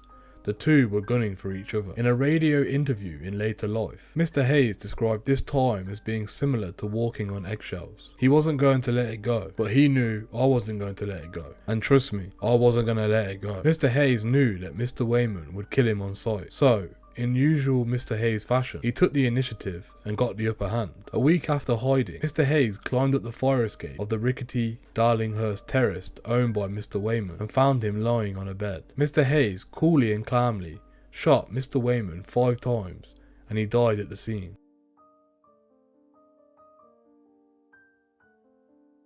Mr. Hayes was an ingenious criminal and covered his tracks superbly. Witnesses were always hard to come by whenever Chow Hayes extracted his brand of carnage upon the people of Sydney. Such was his reputation for malice and bloodshed. Illustrates this most prominently, and probably Mr. Hayes' most famous crime is the murder of former boxer Bobby Lee in King's Cross Bar in 1951. Mr. Lee had been gunning for Chow Hayes for some time and had recently killed Mr. Hayes' nephew after mistaking him for the known gunman. This incensed Mr. Hayes, who only had months ago been released from prison. One evening, Mr. Hayes received a tip-off that Bobby Lee was drinking with his friends in the Ziegfeld Club in King Street, Sydney. Mr. Hayes steadily walked through the club. He had his 45 pistol drawn, and upon sighting Mr. Lee, he emptied the 6-round chamber into his victim. Mr. Lee was hit in the thigh, chest, stomach, and died soon after. Perhaps the most remarkable thing about this crime is that it was committed in front of over 70 witnesses in the form of fellow clubgoers.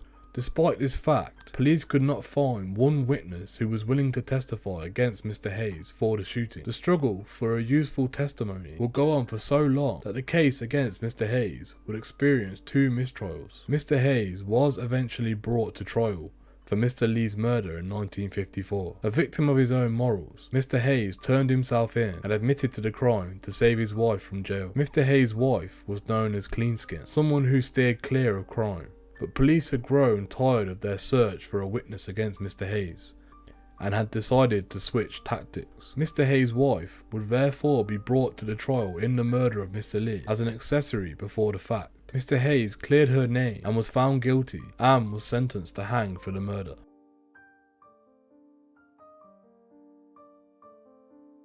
Ironically, 2 years later in 1956, the NSW government outlawed capital punishment, so Mr. Hayes escaped the noose. His sentence was transferred to life in prison, and he spent the majority of his time in Parramatta jail. It seems that Chow Hayes' notoriety extended to the world behind the bars as well.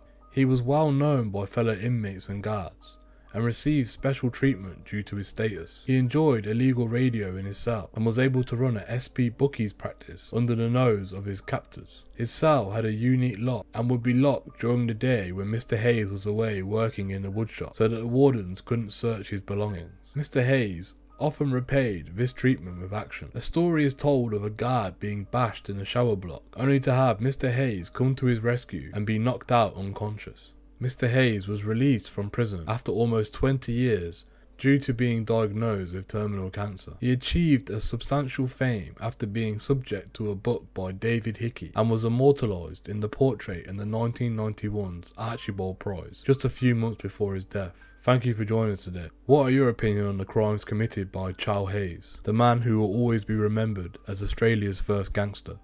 Please let us know what you think in the comments below. Thank you for joining us today. If you enjoyed this content, please don't forget to like and share. And if you're new to the channel and you'd like to see more Street Crime Australia content, then please don't forget to subscribe and hit that bell so you can join us on the next video. Thank you for joining us, and until next time, stay safe.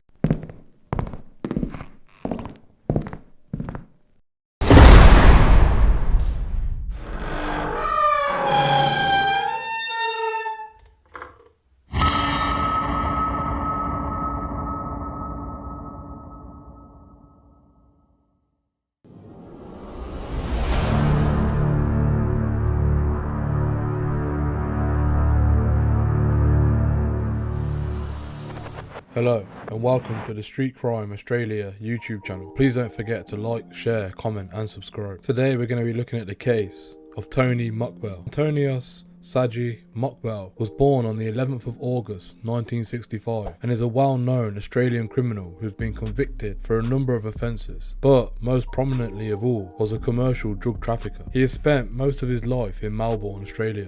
Operation Piranha alleged that he is the mastermind behind Melbourne's amphetamine trade. He has been linked to Carl Williams, as well as to the killing of several victims of the Melbourne Gangland War. He disappeared from Melbourne while on trial in March 2006 and was arrested by Greek police in Athens on the 5th of June 2007. Prior to his arrest, there was a $1 million bounty for any information which would lead to his capture. According to Victoria Police, this reward still stands for the person who tipped off the police on his whereabouts.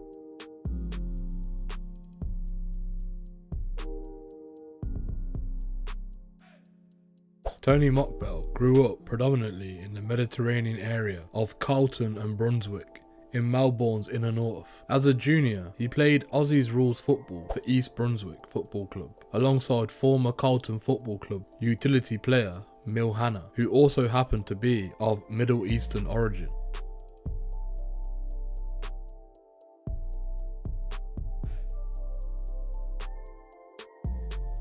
It has been alleged that in late 2002, there was a meeting of more than 10 Melbourne organised crime figures in Carlton. At that meeting, it is said that Mr. Mokbel was beaten nearly to death by Nick Radev's bodyguard, Western Australian Troy McCanty, who was a member of the Coughing Cheetahs motorcycle gang. Andrew Veneman was ordered by his then close associate Mick Gatto to take Mr. Mokbel to a female doctor. In the following couple of weeks, Mick Gatto was told that Mr. Veneman and Mr. Mokbel became close allies. He was reported to have paid convicted murderers Keith Ford and Evangelos Goski $150,000 for the March 2004 murder of Lewis Moran, the 23rd victim of the Melbourne Gangland killings.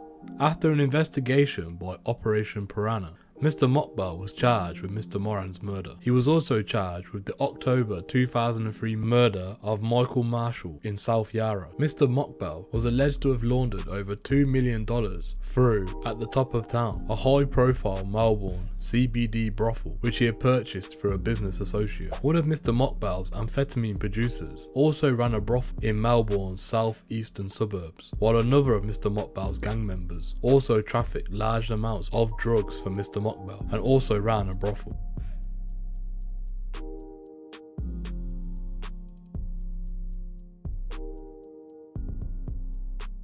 Mr. Mokbel made every effort to avoid extradition to Australia. He unsuccessfully made applications in Australia to cancel the Australian extradition attempt. At the same time, Lebanese authorities foreshadowed making their extradition request to the Greek courts. It is not known how Mr. Mokbel could have committed any significant crime that could be tried in or on behalf of Lebanon. Greek authorities indicated the serious nature of the charges to be faced in Australia would see extradition to Australia take priority over Greek prosecution of the lesser fraud and corruption charges. On the 18th of March 2008, the Supreme Court in Athens granted Australia's request for its extradition. The Greek Justice Minister's approval was obtained in May 2008. On the 17th of May 2008, Mr. Mokbel arrived in Melbourne Airport aboard a Gulfstream jet along with 8 Lebanese men. The cost of the jet drew some criticism, costing the state $450,000, although the Victorian state intends to regain the cost from Mr. Mokbel's criminal earnings. On the 27th of February 2012. It was reported that Mr. Mokbel has suffered a mild heart attack whilst in prison. On the 3rd of July 2012, Mr. Mokbel was sentenced in the Supreme Court of Victoria to 30 years with a minimum term of 22 years. On the 11th of February 2019, Mr. Mokbel was stabbed in Barwon prison. Thank you for joining us today. What are your opinions on the crimes committed by Mr. Mokbel? Do you believe a sentence of 30 years with a minimum term of 22 years was too harsh or not harsh enough? Please let us know what you think in the comments below. Thank you for joining us today. If you enjoyed this content, please don't forget to like and share. And if you're new to the channel and you want to see more Street Crime Australia content, please don't forget to hit that subscribe button and press the bell so you can join us on the next video. Thank you for joining us, and until next time, stay safe.